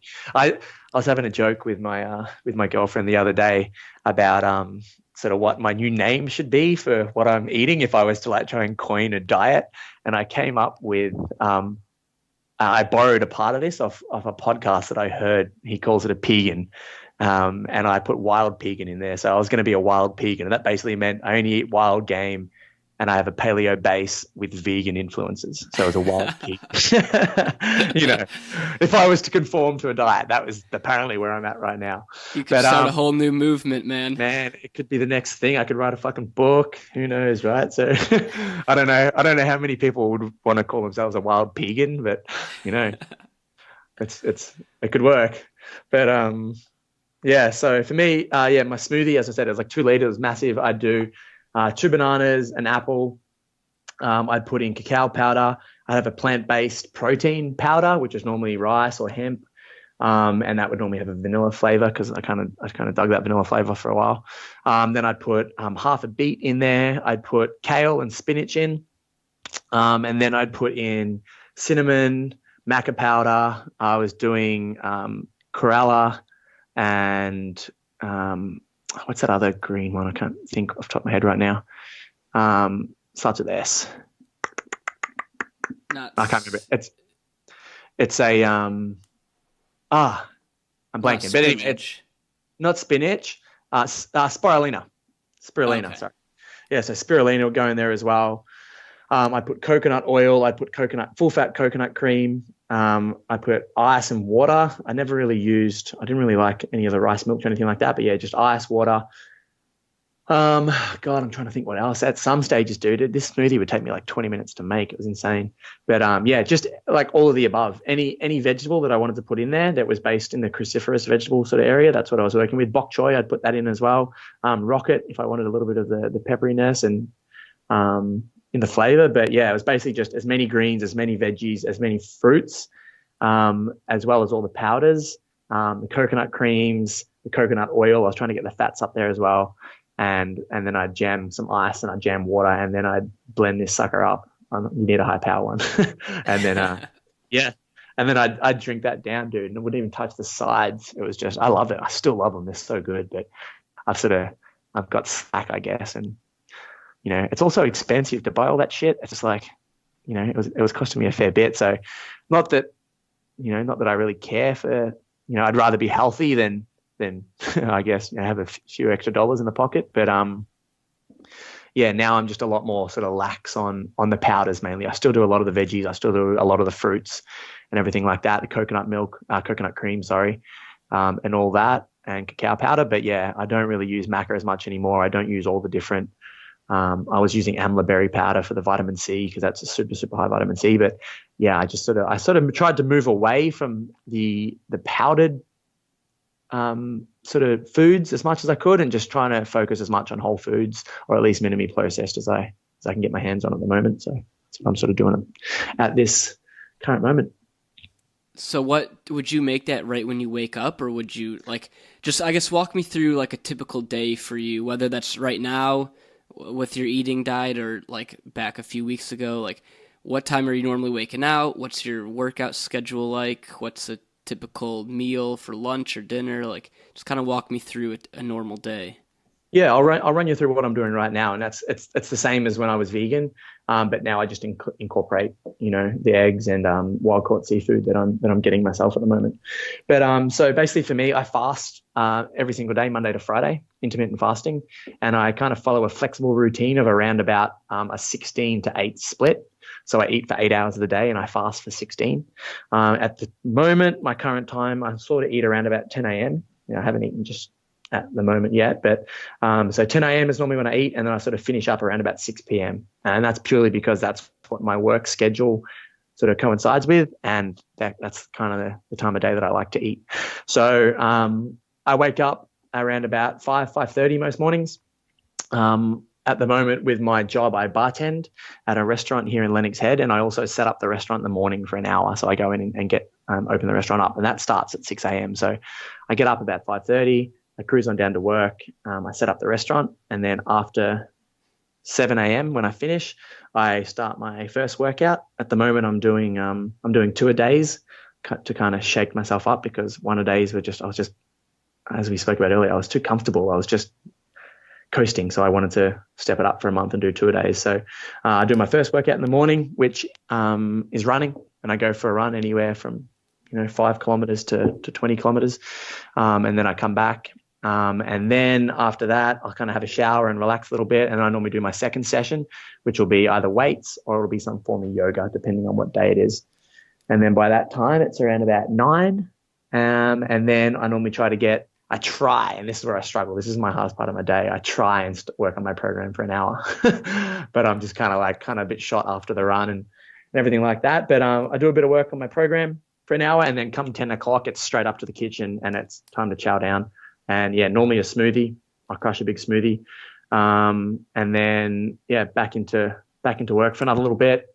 And then I chill. Come 12 o'clock, I like to chill out and just sort of do whatever I want to do, whether that's go for a surf or go spearfishing, go fishing, sort of do whatever I want to do. I feel like my mornings are my go time and my afternoons are time to chill, stretch. Maybe I'll watch a movie or something like that, or hang out with my girlfriend or anything like that. And then I work at night. So I start work at either 3 p.m. or 5 p.m. bartending, and I work till about 10 o'clock. And then I eat dinner when I'm at work. So I eat dinner right on 5:30. So I'm done by 6 and I can start my fast, finish work, come home, sleep like a baby, dude. And then up the next day. So after 6, you will literally not eat anything, like not even some nuts or a small snack. Like at 6, you're cut off till next day at 10. Yeah. Next day. This is like my benchmark. This is what I want. I was doing 18 hours, so I was cutting it off at 5 and starting at 11. But I found that I was constantly like, wasn't craving. I wanted to eat more. I wanted to eat for longer. Like I'd get to if I stopped eating at 5, by the time I finished work at 10 o'clock, I was just kind of like I was craving food. And working in a restaurant, you're smelling it the whole time. It's kind of like this slow torture. And then I would I'd normally eat something crap as well. Like I'd make myself some shitty, chocolate almond milkshake or something, which I didn't want to do. So I went back to 10 to 6, and that seems to work perfect for me. But yeah, I stick to that as rigidly as I can. Sometimes I'll do 14 hours, sometimes I'll do 18, but 16 is my sort of my target benchmark. And yeah, I don't eat anything outside of that besides I don't consume anything, just water. So just water to do it. I stick to the traditional, form of intermittent fasting rather than the sort of Dave Asprey bulletproof intermittent fasting where he has coffee and has like coconut oil in his coffee and that sort of stuff. But yeah, dude, that's what I do fasting wise. And then weekends is a free for all. I still eat healthily, but if I want to get up at 6 a.m. and eat a massive breakfast, then I'll do it. So yeah, weekends are time to just do what I want. And then come Monday, I'm ready to get back into the fasting. So because I've heard intermittent fasting before, and I think that's something else is kind of gaining steam and some attention with a lot of people. Like what's the, not necessarily science, but just why is this something that can be beneficial? Yeah, well, intermittent, it's been around for ages. Like it's actually been a long time. It's starting to grab mainstream, notoriety right now. But basically there's many, many benefits. And, you're going to look at stuff like you're going to get increased levels of hormone growth, human growth hormone. There's weight loss benefits, fat loss benefits. It helps increase lean muscle mass. Like there's huge science behind the longevity in terms of increasing your lifespan. So there's all these benefits of it. And the only downside that I can really find is irritability because, once you get to like 15 and a half hours, you can be kind of like a bit of a dick because you're hungry, right? Or, how long you're doing it. So for me, being a little bit irritable and a little bit hungry, and this is normally only in the first week till you sort of adapt to it, and to have all those benefits, with the reduction in precancerous cells, which is just shown to be such a big benefit of it, that, for me, it's totally worth it. But the main thing that I believe to be behind why intermittent fasting works so well in terms of all that is because when you eat, you're actually putting your body under a stress. It's digestive stress. So you have to go down, you have to break the food, you have to transport it all around the body, absorb it and do everything like that. So your body's actually in a stress state when you're eating and when you're digesting food. And when you're not eating, when you're in a fasted state, your body allows cellular sort of metabolization and different cellular functions to go on and happen. So the two big ones that really, really happen with fasting is apoptosis and autophagy or autophagy, depending on where you're from. And basically what that is controlled killing of cells and controlled consumption of malfunctioning cells, basically. So the premise behind it is if you extend that fasting window out, you allow your body to do those cellular functions for a longer period of time. And that could be destroying or digesting precancerous cells that, that already that could become cancerous. And it's also, helps with fat burning, everything like that. So the basic premise behind it, without getting too nitty gritty, is it extends that window to allow your cellular functions to go on for a longer time. And then you can eat your food in the other side. So that's the big benefit of it, is the increased fasting window that allows your body to, regenerate, renew, recycle, and all the different cellular processes that go on. How long has this been a pretty big focus of your schedule and just the way you go about your days? I've been intermittent fasting now for coming up 2 years, I think. Nearly 2 years, when I've actually paid attention. If you think about it, we all do intermittent fasting. We all have a time where we eat and a time where we don't eat. Unfortunately, for most people, the time where they do eat is greater than the window where they don't eat. And there's a lot of research that comes out from a doctor called Dr. Sachin Panda. He's based out of the Salk Institute, in America, somewhere there.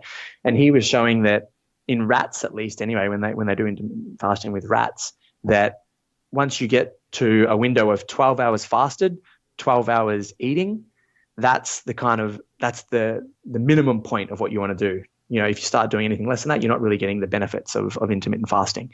And it seemed to peak at around about 16 to 18 hours, where you were getting the most benefit from intermittent fasting. So for me, it's once I learned that and started incorporating intermittent fasting in my life, it's been around about a year and a half to 2 years that I've been paying attention. And kind of my schedule at the moment, as I said, Monday to Friday, it's a 16, 18 hour schedule. Weekends, I do what I want. And then for a long time, the first Monday of every month, I do a 24-hour fast. And then every quarter, I do a 2 to 3 day fast. But recently, I got to say that I'm not doing that anymore. I find that the Monday to Friday is enough, and I'm enjoying that enough to not sort of need to go to the 2 to 3 day fast. So I'm sure this is something you've been asked a million gazillion times, but I'd like to hear your opinion on it. And I'm sure many other people have already asked themselves this at this point, or have wanted to ask it. There's a lot of, not misconception, but a lot of people think that you can't get protein from, let's go back to before you started eating fish again, that you can't get protein on a vegan diet. Or they ask, where do you get your protein from? And so someone like you, who's very jacked and strong and working out every day and doing 2-a-days, and you were a vegan for 18 months and vegetarian before that, what do you tell the people who ask you, probably, where do you get your protein from? If you aren't eating animals, what do you do for protein? How do you build muscle? Yeah, that is honestly, as a vegan for that time, that was the most common question that I've ever been asked in my life, and it used to drive me nuts. And I wrote an article on it, so I could just send people. I actually didn't write an article. I did a little Instagram post on it just to send people there. But yeah, there's the big misconception that you can only get protein from animals, because we think that protein only comes in the form of animal flesh, which is totally bogus. You can get plenty of protein from plant sources. And for me, the protein that I mostly ate was normally come from hemp, chickpeas, quinoa. All vegetables have pretty much all vegetables have some sort of protein content to them as well. So, you can certainly get it. And as I said, I didn't lose any weight really when I was on a vegan diet. My strength gains actually went up. And how I know that is I tried to do a bench press sort of goal, if you will, and that was to bench press my body weight 20 times. And at the time it was 195 pounds. I think it was 89 kilos or something like that. And I wanted to do bench press that 20 times. And I'd tried that twice previously on a traditional diet that I was eating, and I hadn't got it. And then I did it on a vegan diet, and I did it. So, and at that stage, I hadn't eaten animals in coming up on a year at least. And before, as I said, before that, it was very, very rarely that I'd eat any animal meat. But it's a complete misconception, dude. and you only have to get on Instagram these days and look at, veganbodybuilder.com or, whatever some dude's called himself, that you can do it. You can definitely get enough protein, and people are sort of scared by the idea of protein deficiency.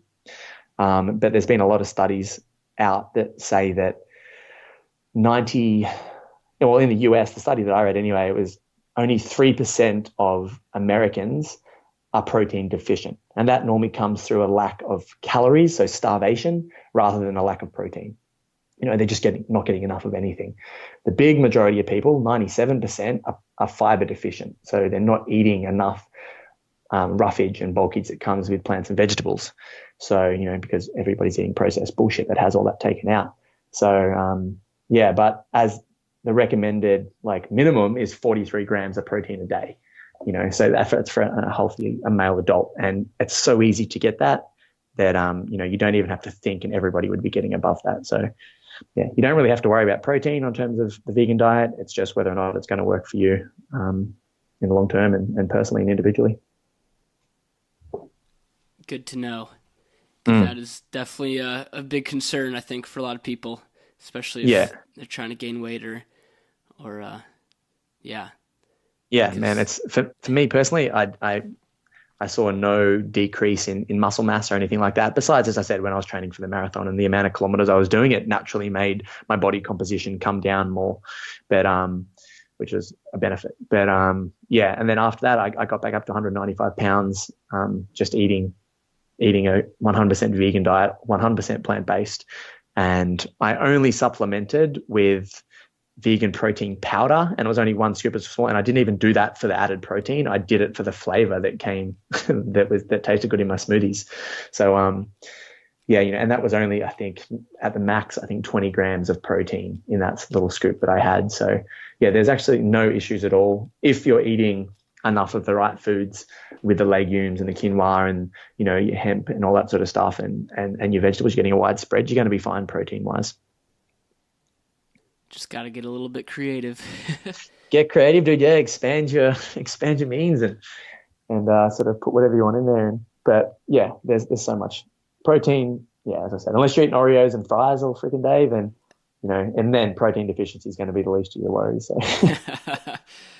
Oh yeah. Okay, so staying kind of on the health topic, but we'll move away from your vegan experience and nutrition type stuff. One of the areas of health that I saw you post about and listed out some things was around sleep. And this is an area that I heard a podcast. It was Joe Rogan and I think his name's Matthew Walker. He's like a sleep doctor. Scared the shit out of me. Yeah, that was terrifying because I'm definitely more of a night owl, so I can stay up till 1, 2, 3 o'clock in the morning working, and then right now I'm in a situation where I'm lucky enough where I can sleep in a little bit later, but that's still not good. And the difference between getting 6 hours of sleep and even 7 or 8 hours is mind-boggling how much it can impact you. So I'm curious about what's been your experience with trying to maximize the quality of your sleep, and how have you been able to do this? Yeah, totally. And for anyone listening, if they haven't listened to that interview with Dr. Matthew Walker and Joe Rogan, listen to it. It'll scare the bed socks off you. I'm telling you right now, it's gnarly what he goes into, and the stuff that we don't even understand. And this guy's a sleep specialist, and he's a neuroscientist as well, I think. And it's phenomenal. So definitely go check it out. And he goes into so much more depth than anything I can here. But for me, sleep was just like so many other people. It was like the last thing you ever thought of. It's like, oh, you just go to sleep when you do. And I even went as far as about 5 years ago when I was trying to be Mr. Productive. I was limiting my sleep to a maximum 6 hours, usually around about 4. And my whole thing was that it didn't matter what time I went to bed. I'd set my alarm for 4 to 6 hours later, and I'd get up and I'd start my day, because I wanted to increase the amount of waking hours that I could do shit in my day and build the business and go to work and work out and do all these other things. But what I found personally was after 3 weeks of that, I was a fucking walking zombie. So even though I had more hours, my production level was so low that it was just going nowhere. And I was tired and I was irritable, and there's all these different personal things. But then once you look at what Dr. Walker was saying about the neurotoxin buildup that can go on in your brain when you're not sleeping and you're not giving yourself that time to detoxify your neurotoxins and everything like that. I could see that I just wasn't, I wasn't myself at all. Fast forward 5 years and fast forward to me listening to that podcast, I just turned into a sleep nerd and did some pretty weird shit. But some of my tricks that I've got or that I've done in my house now is I actually have that's a lie. I actually have 2 light bulbs in my part of the house because I wanted to eliminate all junk light after hours. And that was one of the big things with modernity is, we're meant to get up when the sun comes up and go to sleep when the sun goes down or just after. And, now we've got Instagram and phones and computers and artificial blue light, which tricks your brain into thinking that it's still daytime. So your melatonin production doesn't kick in. You don't get your deep REM sleep. You're not getting your neural detoxification and all this sort of stuff. So I actually took all the lights out of my house besides the one in the bathroom and toilet. And so I pretty much live in darkness at nighttime. And then also I try to limit my exposure to other junk light. So I try not to, and I'm not perfect at this, of course, but I try not to use my phone after dark, or at least within a few hours of going to sleep. I don't have any electronics in my room besides my alarm watch. And that's just because of the temptation. If my phone's next to my bed and I'm in bed, I'll grab it and look at something, which is just, I don't need to do, right? So there's that. Another sort of trick that I do to help with my sleep was sleeping in a dark, cool, and quiet room. I think Dr. Walker said that it was like 19 degrees is the optimal sleep temperature. I don't monitor the temperature in my room because living in Australia, it's fucking stinking hot every single day. So I do it as cool as I can. But I work on the premise of having a fan in my room, and I cool myself down with a cold shower before I go to bed. Another thing is light exposure in the morning, actually. So your melatonin production is actually set off not by the end of the day, but by your first exposure to natural light, to blue light from the sun. So I purposely go down and expose myself to light as soon as I wake up, whether that's going to work and opening up the restaurant, or if I don't open the restaurant, I'm normally outside working out, or I'm on the beach listening to a podcast and going for a walk. And how that works is by exposing your body to blue light in the morning, your body will naturally know that 12 hours later to start producing melatonin, which makes you a bit sleepy and prepares your brain to go into sleep mode. So that's a good little hack, as well as getting the light exposure in the as soon as you wake up. That'll really help with it. What else have I got off the top of my head here? The natural light I talked about. I was doing blue light glasses for a while. I really enjoyed them. And that was, once again, it's just like a filter to the blue light. So when I went to work or when I was on my computer after dark, I would wear the blue light blocking glasses. But that kind of coincided around about the time with my myopia thing. So I wasn't really sure if the glasses were helping out with that as well. So I decided to scrap the glasses. But some people love them. They swear by them. You look at Dave Asprey, he wears them everywhere, the big orange glasses when he cruises around looking like a rapper. But he... another thing that I was doing for a while, which is kind of on the extreme end, is body temperature control. So we actually want to be cooler at night when we sleep, and we get to REM sleep when our body's cooler. So our core temperature actually drops down. So we go a bit below what where naturally we are when we operate during the day. But that can be a little bit hard if your extremities are cold, and you might feel cold, so you put extra blankets on and everything like that. So what I was doing, full transparency, was I was sleeping naked, but I'd have socks and gloves on. This is in the winter here in Australia. So I'd sleep nude, and I'd have socks and gloves, and not just any gloves, because the only gloves I had were snow gloves. So I was sleeping in bright red snow gloves with socks in the nude. So I was hoping that no one would break in and try and rob me, because they'd get the fright of their life for sure if they saw me walking around, jumping out of bed. But when you nerd out on this stuff, sleeping with socks and gloves on, that's fine. But that were my biggest things. Was the body temperature, the room temperature, the dark, quiet room, not exposing yourself to junk light, And you can also get some sleep apps that monitor it. There's one called Sleep Cycle, which I was using. Just make sure your phone's on airplane mode so you don't get the EMFs buzzing around your brain. But that'll monitor based on your breathing patterns, and it tells you when you're in, deep sleep, light sleep, REM sleep, and everything like that. So you get a good readout in the morning of sort of the quality of your sleep. But I stopped doing that because I'd wake up and the first thing I'd do is go and look at my sleep quality. And if it said like 60%, then I was like, fuck. And I'd feel like I was tired all day and had a shit day. So I kind of let it influence how I'd feel rather than just going out and getting on with my day and feeling how I felt. So I decided to scrap that because at the end of the day, I was like, if I've got the practices in place, I'm preparing myself for as good a quality sleep as I can get at that time. So the day I just got to do what I do. So I sort of stopped caring so much about the raw data and just going on the principles and the practices and how I felt the next day.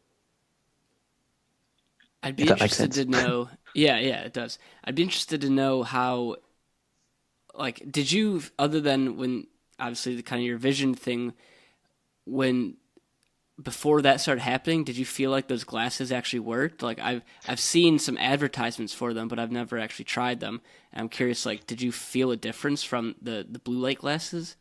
Yeah, absolutely. I felt it initially the first night, and I wore them to work for the first time. So it all depends on the quality of the glasses. I know even the most expensive ones, they actually only block out like around about 90% of the blue light. And they're the bright orange or dark red sort of glasses, right? So you're never actually blocking out all of the blue light that'll come from, artificial lighting in whatever environment you're in, but you're going to block out a lot of it. So it does help. And in my opinion, if it's blocking out whatever, mine were only cheap ones off Amazon. I think they cost me like $20 and they were rated to Australian American standards. So I guess from what I've seen, they blocked out like 50% of the light or something like that off the top of my head. So, but the first night I wore them, and this could be completely placebo, I don't even know, but placebo works anyway. So I wore them at work and I was bartending, and then come by about 9 o'clock, I was just like, oh, my eyes hurt, and my eyes actually, they felt tired, which was weird. And I was just like, why are my eyes hurting? Maybe it's these glasses. And then I'd actually forgotten that I had the glasses on at the time. And then when I realized it was the glasses, I realized my eyes weren't tired from the glasses. They were tired because I was tired, And then so once I had that, and I went home and I got in bed, and as I said, could be placebo, but I slept like a freaking baby that night. And I woke up the next day and I felt completely refreshed. And I was like, all right, well, these are great. And so I did that every night for any time after night. I'd wear my glasses, and I've still got them now. I'm looking at them on my desk in front of me, but I haven't been practicing them recently. And I think that's because of this whole little stigma that I had in my head that maybe they were causing my myopia. But I haven't tried them since I brought the eggs back in and my myopia's disappeared. So maybe I'll give them a crack tonight and see if that be interesting. But yeah, they definitely work, dude. They definitely helped with how quickly I fell asleep, how tired I was before I went to sleep, and I guess the quality of my sleep. But it's hard to say it was just from that, because I was so, I was such a little nerd, a sleep nerd at that time, that I was doing everything, as I said, naked with gloves and socks on. So who knows if it was just the glasses, but I could definitely say while I was at work, I was tired, man. What's the shower routine you would do before bed? Yeah. So the shower routine, and there's a whole different bunch of, research and that online about what to do. So what I was doing and what I do now, a variant of this still, is I'd start with like a 2-minute normal shower, just to get warm, get clean. And then for the last, I think 2 to 5 minutes, I think it was 5 minutes, I'd do 20 seconds of cold, like full cold, and then 10 seconds of hot. And I'd bounce that back and forth for 2 minutes. And then I'd finish with like a minute or two of cold water. But I kind of scrapped that as well, just because when you get a big exposure to cold water constantly, like when you jump in the ocean or anything like that, you get this huge big cortisol dump in your brain, because it's kind of like a fight or flight response. So cortisol interrupts your sleep quality. It can also jack you up a little bit, and it can stop you getting into deep REM sleep. So I just did 20 seconds cold, 10 seconds hot for about 2 minutes. And that'd be enough to bring the core body temperature down without making it uncomfortable and without getting that big cortisol dump from the, if I did 3 minutes of just cold. But at the moment, it's so hot here in Australia that I'm just doing cold showers, because they're not even cold, dude. But it's just too hot. But yeah, that was my little sleeping routine in terms of the showers, was the 20 seconds cold, 10 seconds hot. And I can't remember who recommended that, but It was on one of the podcasts I listened to a few years ago. That's interesting, yeah, because, man, if I take a cold shower, I'm wired, so. Yeah, well, try the 20 and 10 because it's actually really weird. And when I first heard this, I was just like, what? Like, because I was living in Canada when I first heard this in Vancouver, and it was winter at the time. So the last thing you want to do is get in the fucking cold shower. But and also when I was doing it, I was bartending at a restaurant that I didn't get home till 2 a.m. when I was in Canada. So I was having a cold shower at 2 o'clock in the morning and then trying to go to sleep. So I was kind of like, oh, I don't know if this is going to work for me. But the first night I did it, I did the 20 seconds and 10-second like split. And I don't even remember falling asleep that night. I remember waking up the next day and just being like, holy shit. Like, and yeah, it was the 10 and 10 the 20 and 10. And it brings your body temperature down enough that you just fall right to sleep because your body doesn't have to go to work and bring the core temperature down itself. You've already done that externally through the cold shower. So give it a try, dude, and see if it helps. Yeah, I'll definitely have to try that out. I've been, have you ever heard of Wim Hof or heard anything by him? Of course, man, the Wim, he's a bad dude. I love him. He's cool. Yeah. He was just on the Rich Roll podcast and talking about, he talked about a lot of stuff, but basically the takeaway was like, take cold showers and that will help with a lot of weird things. And so I've been trying to incorporate that a little bit more into my days. And yeah, it's winter here now in Chicago, so I have to start off with the warm shower and then I switch it to cold. But it's been interesting. I don't know. I've just started, so I'll have to report back on if I feel any physical or mental differences from it, or if it's just so deep biologically that you can't really tell. But I don't know. There's a lot of interesting stuff around cold and that stressor and kind of how it affects your body. Yeah, dude, thermodynamics are like, it's crazy. And cold exposure, there's a lot of research about heat exposure and like saunas and everything like that help with longevity and everything. But I freaking hate hot saunas. So I kind of steer away from that, even though, I should probably do that more. I did it more in Canada when it was cold, but the idea of it being 30 degrees here and then going over sauna is just, I couldn't think of anything worse, besides sitting at a computer. But but cold exposure, there's so many benefits there. And I really like it in terms of the morning wake up. And I know Tony Robbins does it. I know Wim Hof does. First thing he does after, I think after he does his breathing techniques in the mornings, he goes out in the mountains of the Netherlands where he lives and dumps this frozen ice bucket of water over himself and then sits in there for however long. And so, doing that, it's like a jolt of electricity into your body, and your cells are just like, so you are ready to go. So I have cold showers every single morning because it wakes me up, it jolts my body into action. And then you look at the thermodynamics. So you get the cortisol dump, you get what's the word I want here? It promotes brown adipose tissue, which is like, if you will, the bad fat. It's sort of normally the fat that's stored in and around your organs. It promotes the burning of that as a fuel. So, that's just one other benefit that comes with it off the top of my head. But there's so many that are in there that cold water exposure and just, I think they call it hormesis or a hormetic effect, which is basically what exercise is, what fasting is. It's like you expose yourself to a stress, normally for an acute amount of time, really shortly, and then you come away. So it's like you lift weights, you expose your muscles to this stress of lifting heavy objects, you tear them up, and then they get stronger. So that's kind of like the hormetic effect of cold water exposure is, if you were to sit in an ice cold bath for 2 days, you'd probably die of pneumonia. But if you expose yourself to it for 30 seconds, you get this huge cellular renewal going on and everything like that in your body. So hormesis is a really interesting sort of theory. Yeah, all those guys are just how they do that. I mean, the shit that Wim Hof has done. Yeah, he's a badass, man. Unbelievable. I mean, he's hilarious and he's a badass. Yeah, but yeah, that's true. You got to ease into it a little bit for sure, because absolutely, with anything, if you try to do too much right away, you're either gonna injure yourself or burn out or just lose all momentum and just not even attempt again. Yeah, exactly right. So you can.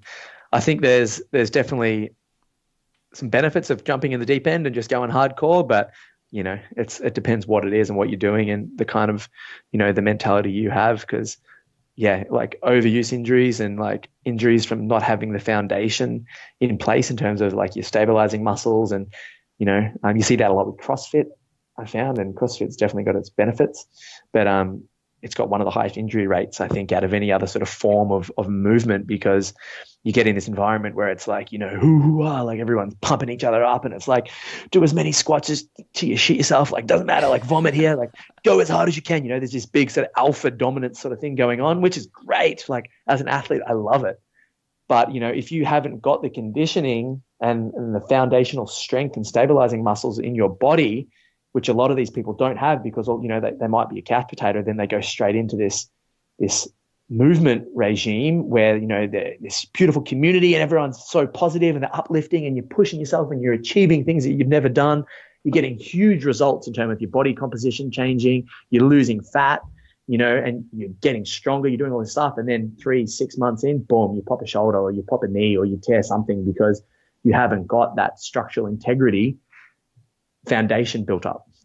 So yeah, it's like you can go hard, but you might have to sort of block it, like go hard and not go hard, then go hard and not go hard, or whatever. But you do have to sort of, move forward without haste, I think is a good term for it. Yeah, absolutely. You definitely need to have that foundation. Like, for anyone, you said you were doing training for marathon, and like, you can't just go out and run 20 miles the first day after not running for a year or whatever, unless you're Dave Goggins or something. But exactly, you can do it, dude, but you won't, and it's going to hurt. But yeah, there's definitely, work hard, but work smart. That's definitely a big principle for sure. Yeah, exactly. It's not a smart long-term play. But yeah, so I'm curious a little bit more kind of like optimizing human performance and optimizing your lifestyle. Like, you mentioned earlier how you started doing 2-a-days because you felt like you were just kind of coasting and got a little bit complacent. So, like, when you start getting to this area or getting these feelings of like, I'm just coasting, what do you do to switch things up, and like how do you try to challenge yourself or add variety into your routine? Yeah.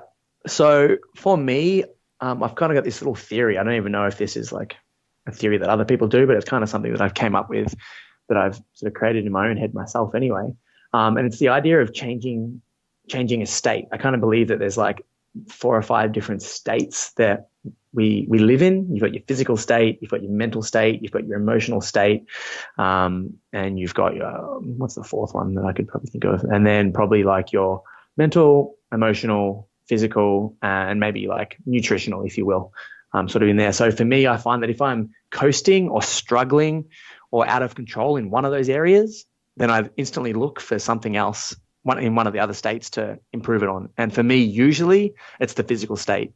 Like if I have something go wrong where I'm emotionally out of control and I'm like overwhelmed and I'm just like, oh, fuck, why'd I do this? And you get caught in this wormhole of just like, dissipating into the freaking nothingness where you're just like, I'm a fucking idiot, or why did I do that? Or why would they do this to me? And all these things that get you nowhere.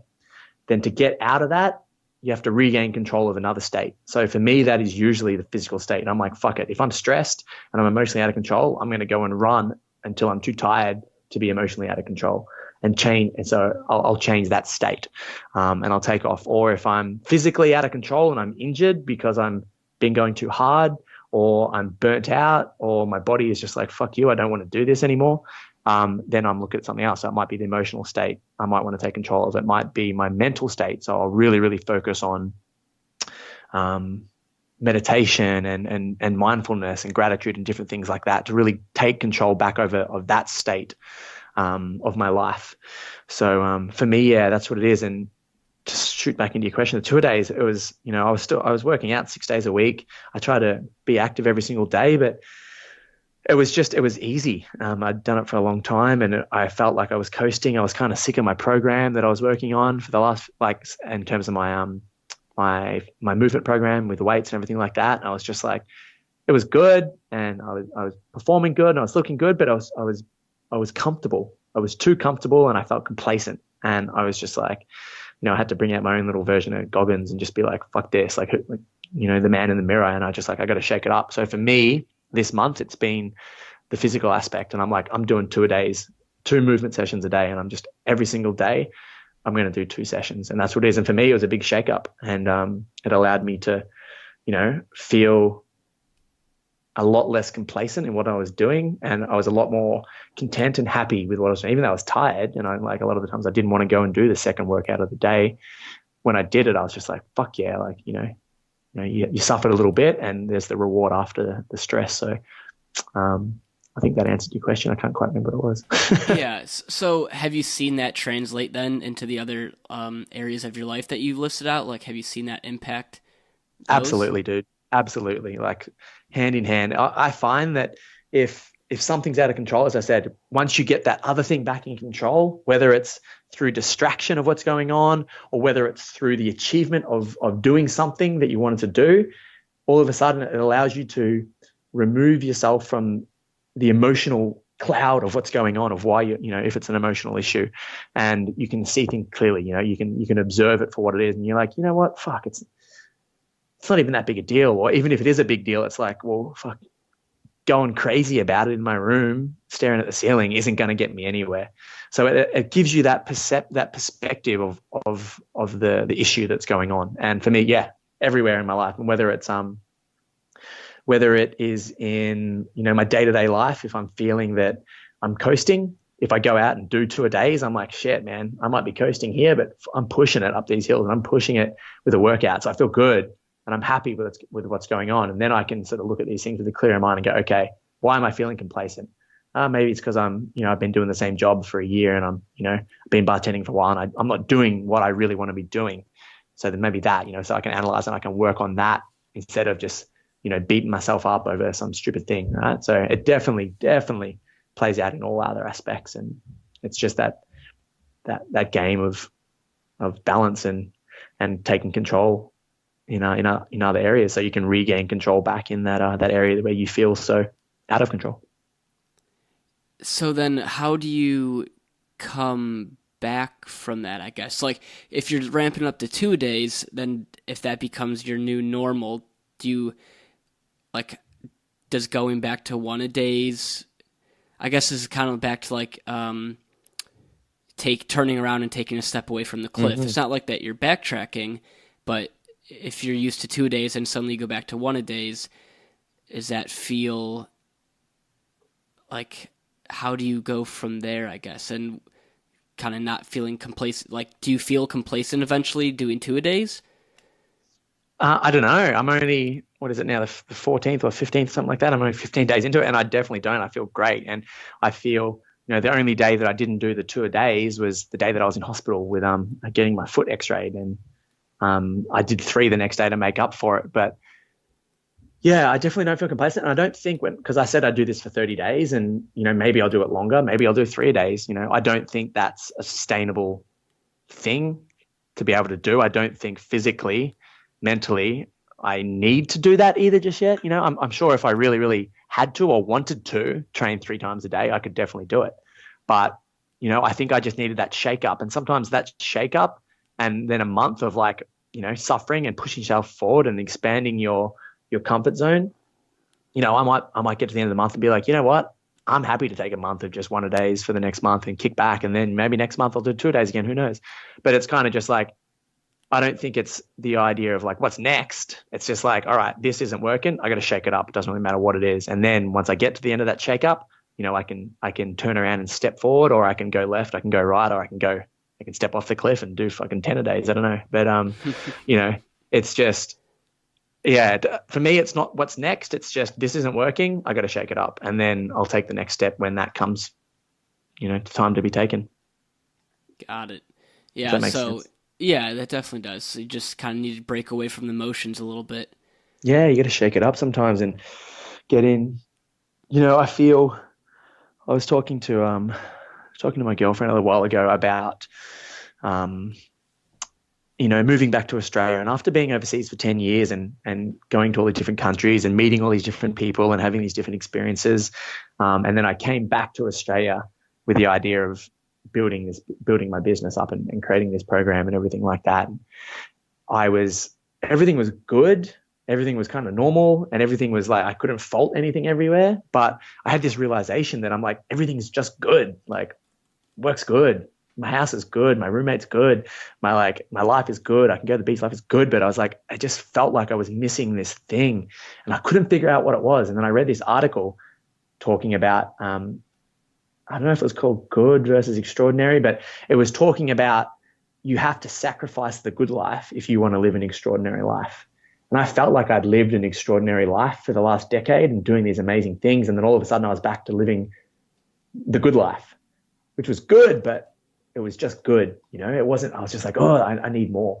So, and I'm here to build the business, and I'm back in Australia because I want to be close to my family and everything like that. But I had to mentally, consciously decide that I'm like, all right, I got to get back to living an extraordinary life. What am I going to do today to live an extraordinary life? What am I going to do tomorrow to live an extraordinary life? Or at least my subjective viewpoint of what an extraordinary life is. And whether that's going on trips, whether that's doing the cruise, it's just trying to bring those extraordinary things back into my life while also, living the good life at the same time. But yeah, it was a really interesting perspective shift for me to realize that to live extraordinary, you have to sacrifice the good, which was like, yeah, it's a weird, it almost feels like privileged in a way, which kind of like, I don't think is the right term for it, but it's like, yeah, it was a weird viewpoint for me because I couldn't figure out why I was in a bit of a rut, why I was in a bit of a funk, because I couldn't fault anything in my life, but I felt like something was missing. And maybe, as you said earlier, before you went traveling, when you talked about your job, everything was good. Your job was fine. Money was good. Where you were living was great, but something was missing, right? You couldn't figure out what that thing was. And for me, it was like, I got to sacrifice the good to do the extraordinary. And yeah, it's pretty empowering when you realize that. And then, then you just get busy trying to do your version of the extraordinary. Yeah, that's got to be such a pretty extreme mind shift for you after just going to all these places for 10 years and kind of having the extraordinary like as an external in a way. Like you don't need to create that as much because you're traveling, you're seeing that every day or any new place you get. And then from being back home where you kind of need to create the extraordinary for yourself in the day-to-day life. And, you're not going to be going out traveling every day, going to see a new culture or living in a new country, but where you are, you have to bring that to you. Exactly right, man. That's the thing. You have to bring it. You got to create it because it's not, as you said, you're not in Cusco and you're about to go to Machu Picchu for the day. Like, it's like, no, you're in, or for me, I'm in Lennox Head, a population of 7,000 people on the east coast of Australia. And I'm like, sometimes it can be boring, but then I'm like, I just got to look around me. I'm like, I can go surfing, I can go spearfishing, I can go climb a mountain, I can jump off waterfalls. You can do all these different things, but you have to go and do it. It's not going to come to you, sort of thing. So yeah, it is a big mind shift, yeah, to as opposed to the whole, the travel where it's kind of coming to you as you walk towards it. It's like, no, here you got to make it happen. Yeah, it's pretty it's pretty crazy how like any situation can become normal. Like I remember seeing I think it was your video the first time you went out spearfishing and to try to catch fish for your first meal, and you were going through these woods and you're high up on this ledge and you break through the woods and you get this unbelievable view of the bay and these waves crashing on this huge beach. And I mean, your reaction said it all. You were just like, oh, like, look at this is incredible. And seeing that on my computer screen sitting here in snowy Chicago, I'm like, holy shit, what I would do to be there right now. Right. But yeah, you live that long enough and you kind of forget the wonders of that. It's just like, oh yeah, I live near the beach and the ocean, it's normal, it's my life.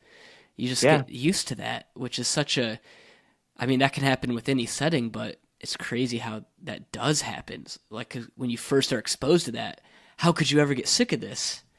Yeah, exactly right. And it's that, it's almost like the expectation. It's like, oh, well, that's just always there, so it's like, and for me, I think about it when I think about, I think back to Canada when you just said snowy Chicago, I'm like, oh man, like Vancouver, the snow-capped mountains, I can go snowboarding, snowshoeing, I can hike up the mountains. And I'm like here living on like this, tropical paradise. And I'm like missing the snowy mountains, dude, because it's, it's not my norm.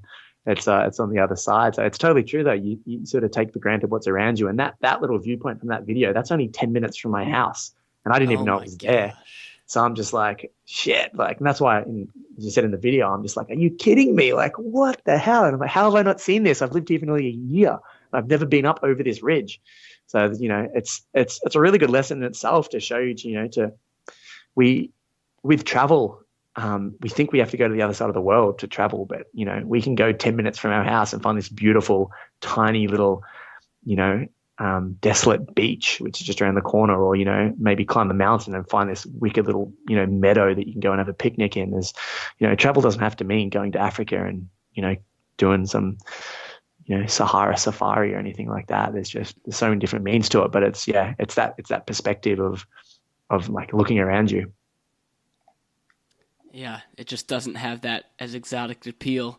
But yeah, I know, right? Yeah, even then, I'm just like, oh, dude, I'd still rather be in the mountains. Oh, take me to Africa. I'm actually going to Africa in 2 weeks, dude. That's my first time on the African. Yeah, first on the African continent. I'm heading over to Morocco on the 26th of December for a 9-day surf, yoga, and self-exploration retreat that I'm one of the leaders of with a community out of Vancouver called Chasing Sunrise, and I'm so stoked to go on this because it's just, it's something different, like we just talked about. It's a new year, it's a new country, it's a new continent. It's my 40th country I've ever been to, and it's with some absolutely phenomenal friends of mine and phenomenal people, and just a beautiful community of open-mindedness and exploration and personal growth. And you throw that in with the culture and history of Morocco, the food, and you throw a bit of yoga and surf in there. It's like I am hanging out for this trip. It's going to be so phenomenal. That's so cool. How did you manage to become like a leader in that, I guess, or a part of that?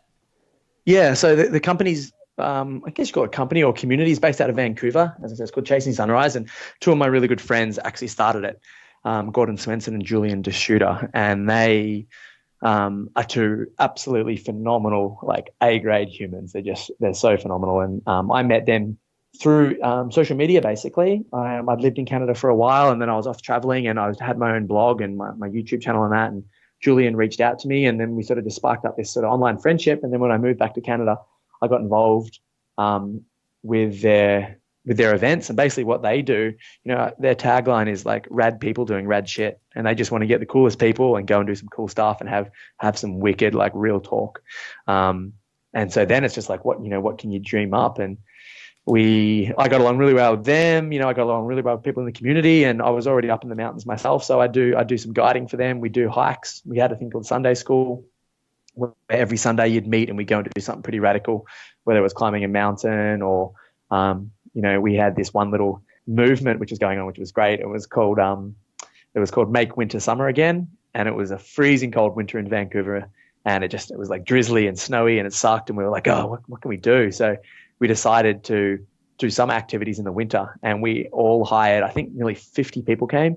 We all hired like 12 mil wetsuits. We went up to the mountains outside of Vancouver, and we took all these floaties and we broke through the ice, and we had a summer barbecue in the snow, and just like, yeah, man, like swam in there. We did like penguin dives, and everyone was floating out in their floaties, and we did this all in massive wetsuits with hoods. And it's just like, that's the kind of shit that these guys dream up, and they're just so great to be around. And yeah, so I just thrived off them, and they really liked what I had to offer. And then, yeah, we sort of just started guiding and helping out and dreaming up different things. And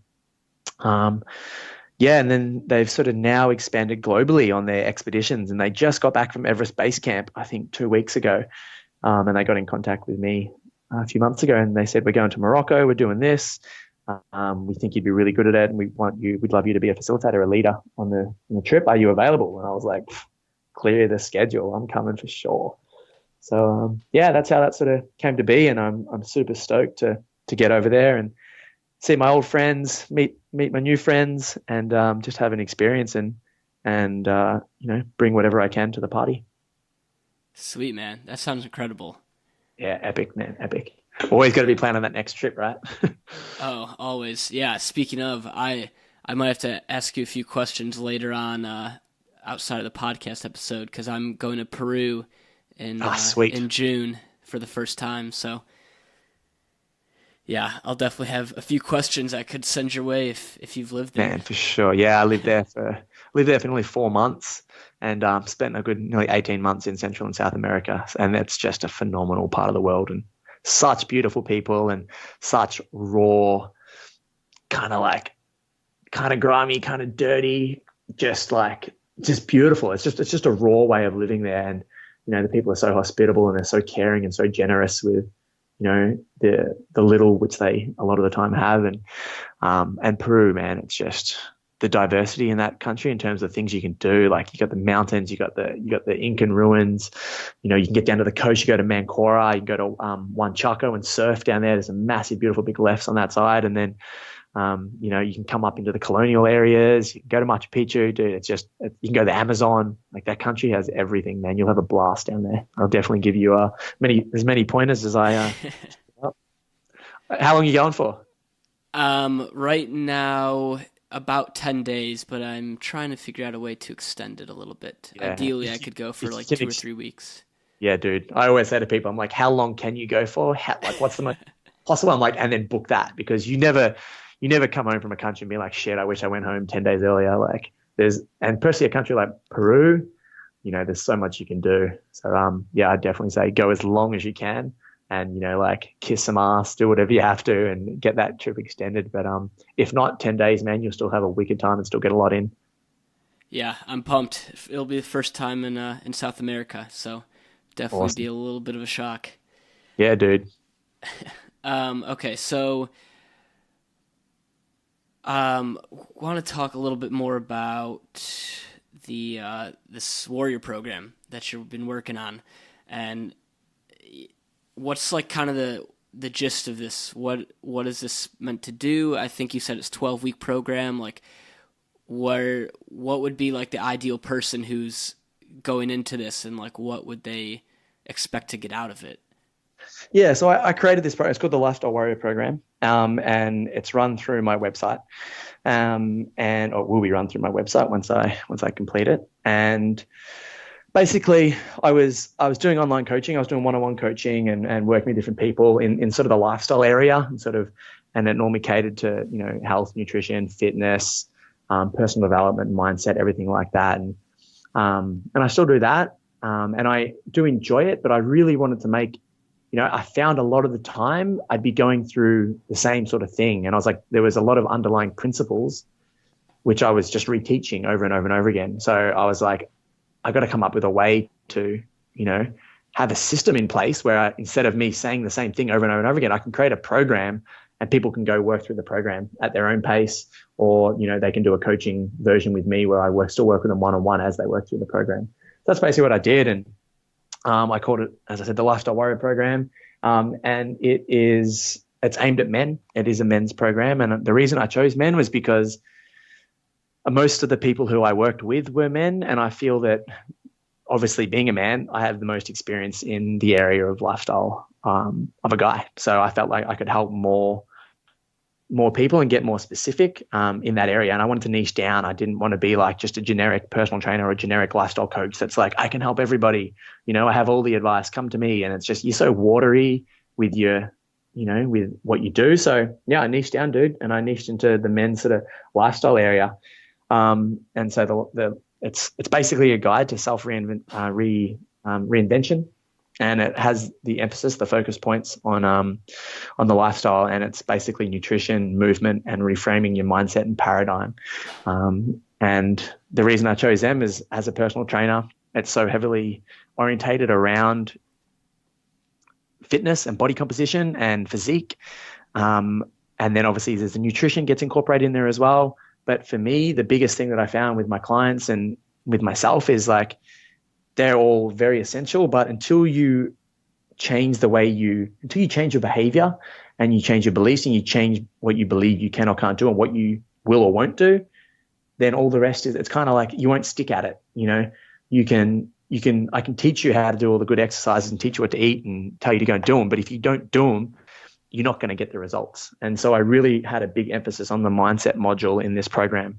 And that was all just about reframing your mindset and your paradigm. And basically, your paradigm is your belief system. It's how you view the world, if you will. So yeah, that's what the program is when it's out. It's 90, I want to say 98% complete.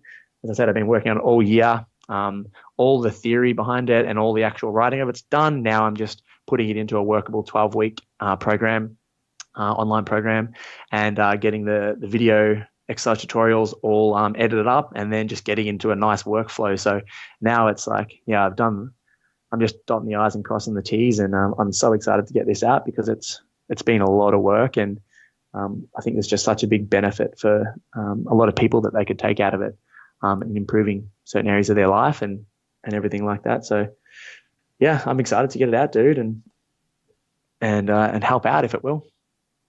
Yeah, so without exposing too much of the trade secrets, like how do you get people to shift their mindset? You know, if they've believed this one thing that's limiting what they want to possibly achieve for however many years, how do you get them to examine that objectively and say, hey, like maybe this isn't working in your favor, and how do you kind of break that down and build it back up with something more beneficial? Yeah, absolutely. And I think the first step before you go and do anything is basically the permission, is the knowledge, is knowing that what you've always believed doesn't have to be the thing you continue believing or doing, or, you know, whatever it is in your life. And I think just giving the people the knowledge to know that just because they've always done this or they've always believed this, it doesn't have to be that way. So once they sort of get permission, it's like, oh, I don't have to do this, or I don't have to be this, or I don't have to think like this. I can actually do something else. That's what I find is the first step. So exposing them to the permission to be able to, you know, redefine, reinvent, whatever word you want to use, you know, their whole ethos, their paradigm. That's for me the first step. So after I sort of expose them to that, then we go into the whole self-analysis thing, and we step through and we look at, all right, what are the self-limiting beliefs? What are the things you've always done? What are the, you know, Vishen Lakhiani, he's the CEO of Mindvalley. He calls them rules, bullshit rules. And he's like, what are the bullshit rules that you've believed all your life, you've inherited from your parents, that you've inherited from school, that you've inherited from your religion?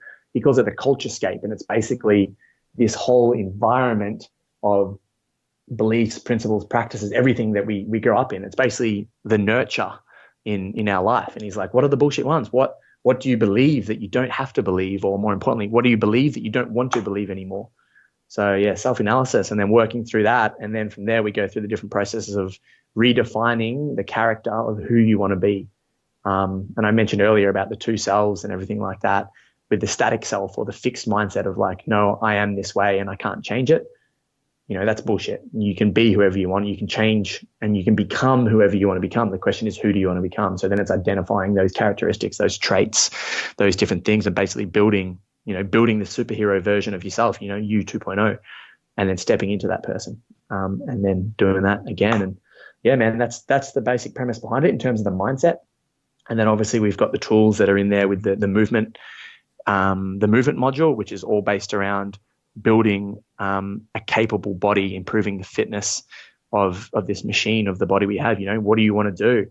You know, there's basic underlying principles in terms of what physical fitness is, but really it comes down to the specificity of your desire. You know, do you want to be a marathon runner, or do you want to be a freaking heavyweight bodybuilder that poses on stage? Because they're both worthy, but you know, you have to train completely different depending on what that is. So then we go into that, and then obviously there's the nutrition that goes into it, and just giving people an understanding on what, you know, the brainwashing that goes into the nutritional industry, the fucking parameters that are, you know, we're told is healthy. And you know, I mentioned earlier about not conforming to one thing, so I talk a lot about that in the program, with, you know, and just redefining people's understanding on what nutrition actually is. You know, what food actually is, and why people don't even think about it. Like, you know, why do we get hungry? Why does our body tell us to eat food? Because, you know, with, you know, the affluent society we live in, we just eat because that's what we do. We eat 3 times a day because that's what I've always done, and there's food in the fridge, so I go and eat, you know, and it tastes good, and I don't think anything more about it. But if you look down into a deeper level, it's like, why am I hungry? Why is my body telling me to eat food? And it's because you need to fuel your body for it to have its, you know, for it to be able to function with its cellular process as well. So you can build a strong immunity, so you can resist disease, so you can resist these external stresses or anything that are coming at you, so you can get through a day of work.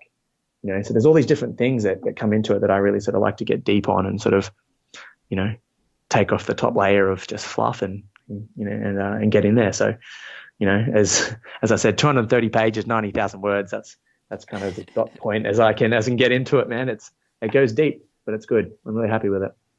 Yeah, that sounds incredible. Like, just to get that understanding alone is huge. Like, yeah, once you understand something a little bit better, and especially when it's something as pivotal as a certain mindset or nutrition or something, that once you learn that, it's like, it's hard to ignore. It's hard to just go, even if you are kind of go back to your old habits or eating crappy, you think about it more. You're like, dude. maybe this shouldn't be how I live the rest of my life. Yeah, and you're like, or like, as you said, maybe I shouldn't live like that. And then all of a sudden, or you've taken a few right steps and you feel good and you look good and you're like, yeah, like this is fucking good. And then you go back to your old ways and you're like, God, I feel like shit. I've got no energy. I'm lethargic. I don't want to do this. I've got no sex drive. All these different things, right, that go on. And you're like, fuck living back here. Like, I got to go back to the, whatever it is that I was doing before, or learn more. And yeah, for me, it's like, man, knowledge is it's so important. But where I think a lot of people go wrong is like, they want all the knowledge, but knowledge without application or without action is just purposeless. You need to get the knowledge, you need to take massive action, and then you can reinvent yourself. Then you can change, bend, reform your reality, whatever it is. But yeah, man, it's like, I'm just like this big sponge. I just love knowledge and then taking action. And ignorance is bliss sometimes, but I think I'd rather, like, I always think of the Matrix when he's like, the red pill or the blue pill, and I'm like, fuck, man, I'll take the pill that brings you to the real world and deal with it there, rather than just living in Never Never Land. Yeah, exactly. Be exposed to reality so you can prepare for it and live it to the maximum and optimize yourself for the actual real world. Yeah, and bend it, like, change your idea of what reality is and what the parameters you set for yourself. Just because we believe it's a certain way doesn't actually mean that it is. And it's like, even reality itself that's one thing I talk about in the program, I talk about a lot in my conversations, is just this idea of what even reality is.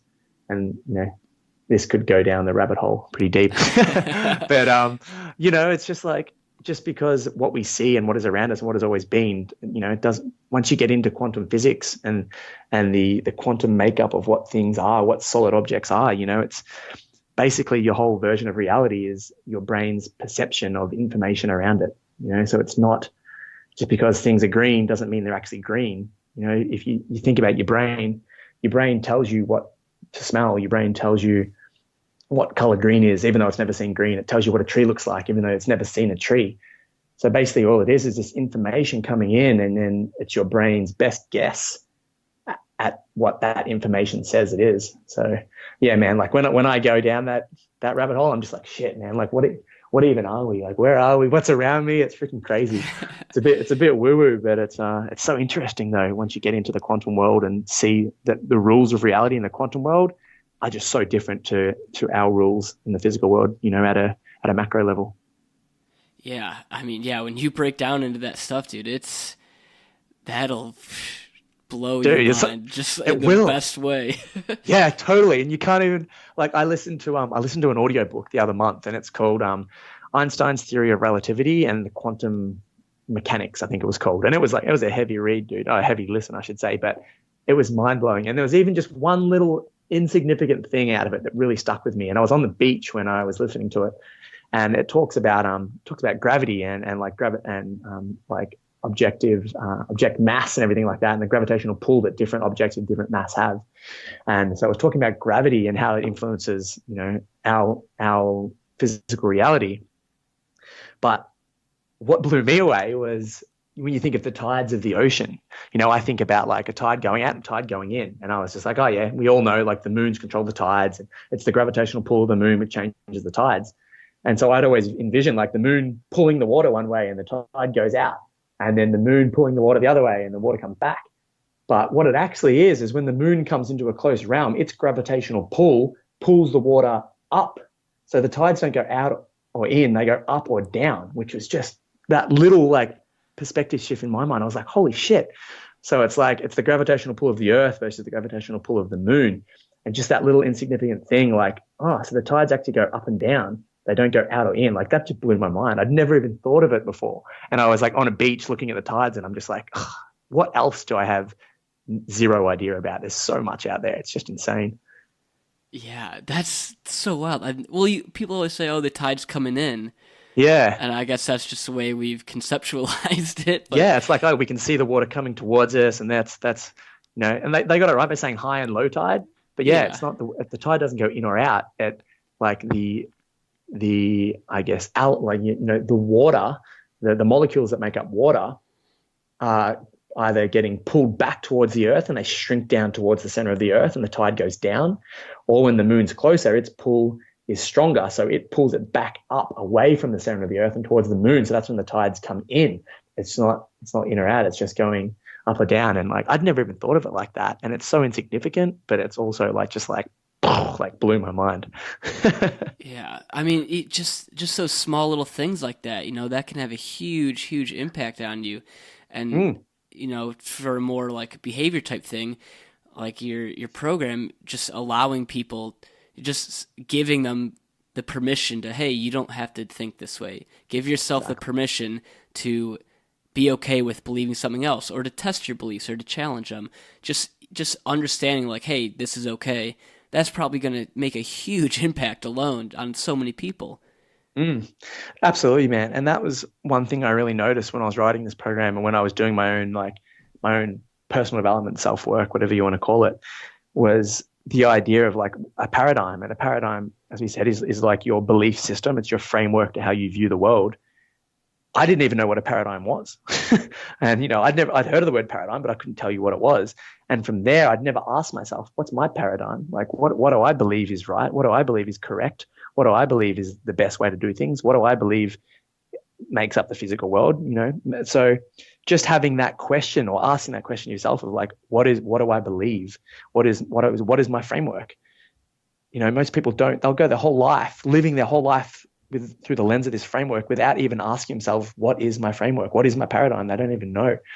And so once you ask that question and you can look at it, then you can decide, fuck that. That's a rule. That's a bullshit rule. I don't even believe in that. I don't know why I'm viewing the world through that, or myself through that thing. So I can get rid of that. Or I read this book, and this guy, he does, you hear about Goggins, and I'm like, that dude, he runs, he did 800-mile races in 8 weeks or something like that. Yeah. And I'm like, what? So I'm like, oh, all right, well, shit. If he can do that, what am I leaving on the table? I'm doing 2 a days, big whoop. So it's just like, it just expands your potential, expands your idea of what your potential is, your capacity. And then you can go, all right, if he can do it, I'm going to do it. Or, I don't believe in that anymore. I'm going to flick that rule away, and I'm going to start believing this. And obviously it's not like a split decision. I wish it was, where you just like, all right, I don't believe in that anymore. I now believe in this. There's work. You got to intercept those thoughts. You got to change those belief patterns. You got to do it over and over and over again until it becomes automated. But you can replace those belief systems. It's just a scale in your head of what you believe is right or wrong. Really there's no right or wrong. It's just what you believe. And what you believe is right or wrong, So it doesn't really matter what the right or wrong is, or what true or not true. It just matters what you believe, because with time and with work, what you believe will come true. It's just the way it goes. Yeah, man. You literally have to rewire your brain, but absolutely, it's usually worth it, hopefully. Always worth it, man. Yeah, always. And like, yeah, it could be ignorance. Like, nah, man, I don't even think about what I believe. I just do what I do, and it's all well and good, sweet.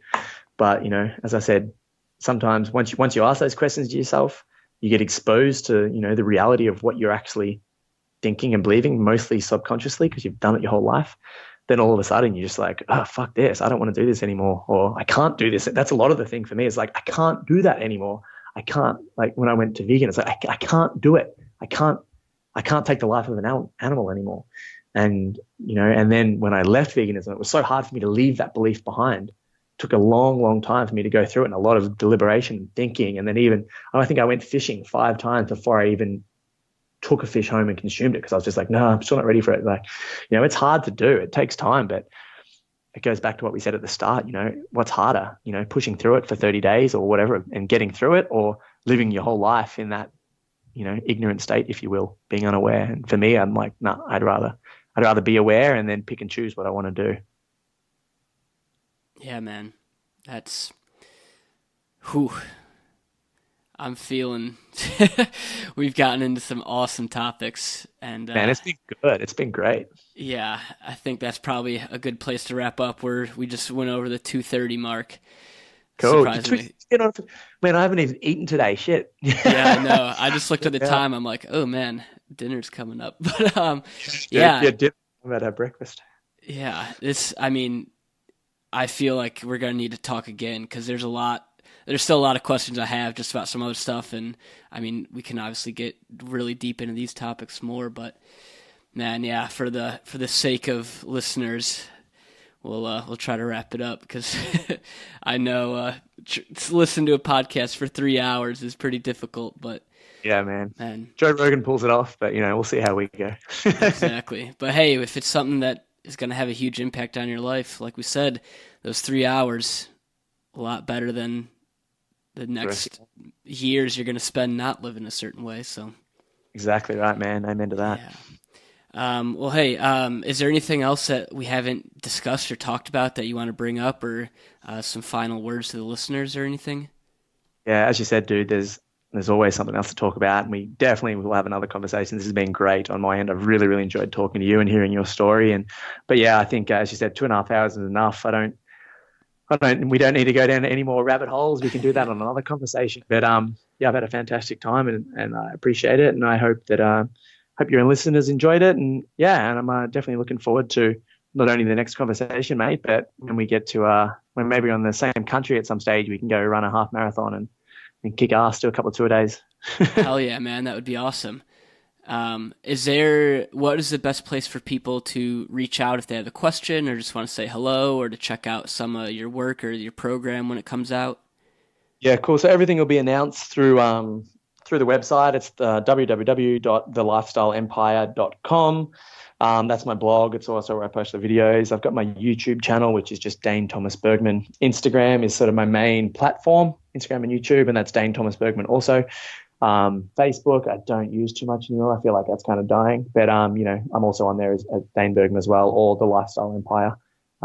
It's got a page on there as well, mate. But that's the easiest way to reach out to me. And Instagram will be your best bet if you want to get, a quick answer, because that's where I spend most of my time. But I got a real big love-hate relationship with social media at the moment. So I do a couple of detoxes every now and then because, as we talked about, I feel like I just sometimes waste my life on Facebook, on Instagram. So I try not to use it too much, but that'll be the best bet for people to get a hold of me, man. Otherwise, email through the contact part on the website. Perfect. And yeah, everyone give him a follow because you post some pretty inspirational stuff on your Instagram too. And just seeing the fish and the spearing you do, I mean, that's a topic that I wanted to explore a little bit more, but I'll have to save it for another because that's so cool. Like, there's nowhere around here where I'm going out spearfishing, so that's exciting to see. Yeah, it's phenomenal, and just like that's what I love about it as well. That's why I really enjoy spearfishing. I love fishing too, line fishing, but I like how selective spearfishing is because you're actually in the water. You can choose what you're going to pursue and hunt and take. But I feel like it's so much more primal than just sitting there and casting a line. It's like you're in the water, you're holding your breath, you're diving down, you've got a spear gun, you're trying to hold your breath as long as you can, and you're trying to stalk a fish and get close to it and, trying to trick it. It's a hunt. You're on a hunt, and it's really, really, really cool. And to be selective and to source your own sustenance and to hunt something, to catch it, to prepare it, to clean it, and then to eat it and share it with someone is just I feel like it's such a human thing that I just really, really enjoy that aspect of it, of sharing the food with someone and welcoming someone into your environment and, having a discussion or whatever you're doing. And yeah, spearfishing is good, but it's, I was spearfishing off the coast here, and I was 2 kilometers from where there was a great white attack, just 2 kilometers down the beach 2 days earlier. So definitely has its risks, especially in Australia here. And I live in pretty much the shark attack capital of Australia, in the Ballina waters around here.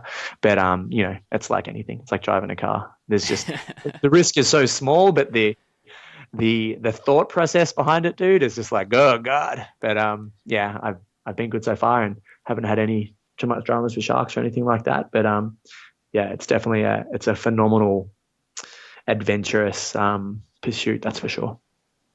Yeah, I hope you don't encounter any sharks, because I imagine that's got to be pretty terrifying, seeing one of those big-ass things come out of nowhere in the water. Yeah, it's definitely not fun. I've seen a few sharks in my time. I've never had any trouble with them. Mostly reefies and whalers, and I haven't had any trouble with whites. And I'm happy to not see a white ever in my life, except maybe when I'm diving in a better situation than in usually murky water with a whole bunch of dead fish around me. That's not the greatest environment to have your first great white shark encounter. So I love sharks. I think they're phenomenal. They're so beautiful, and I'm so in awe of the power and the majesty of them. But you don't really want to see them when you're in their environment shooting fish. So Definitely not. Yeah. Awesome. All right. Well, hey, thanks again. This has been awesome. And thank you, everyone, for listening. Hope you enjoyed.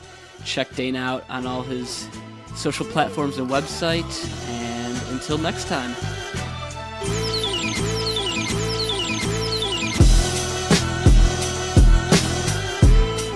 Hey, everyone. Lee here again real quick. Hope you all enjoyed the episode. And this week's question of the episode is, what is a limiting belief you used to hold? How were you able to change it, and how has this impacted your life today? Head to edgeofcomfort.com/EOCP20, that's the number 20, and leave your answer or your story in the comments section at the bottom of the post. Thank you so much for listening, and I look forward to reading your answers. Cheers!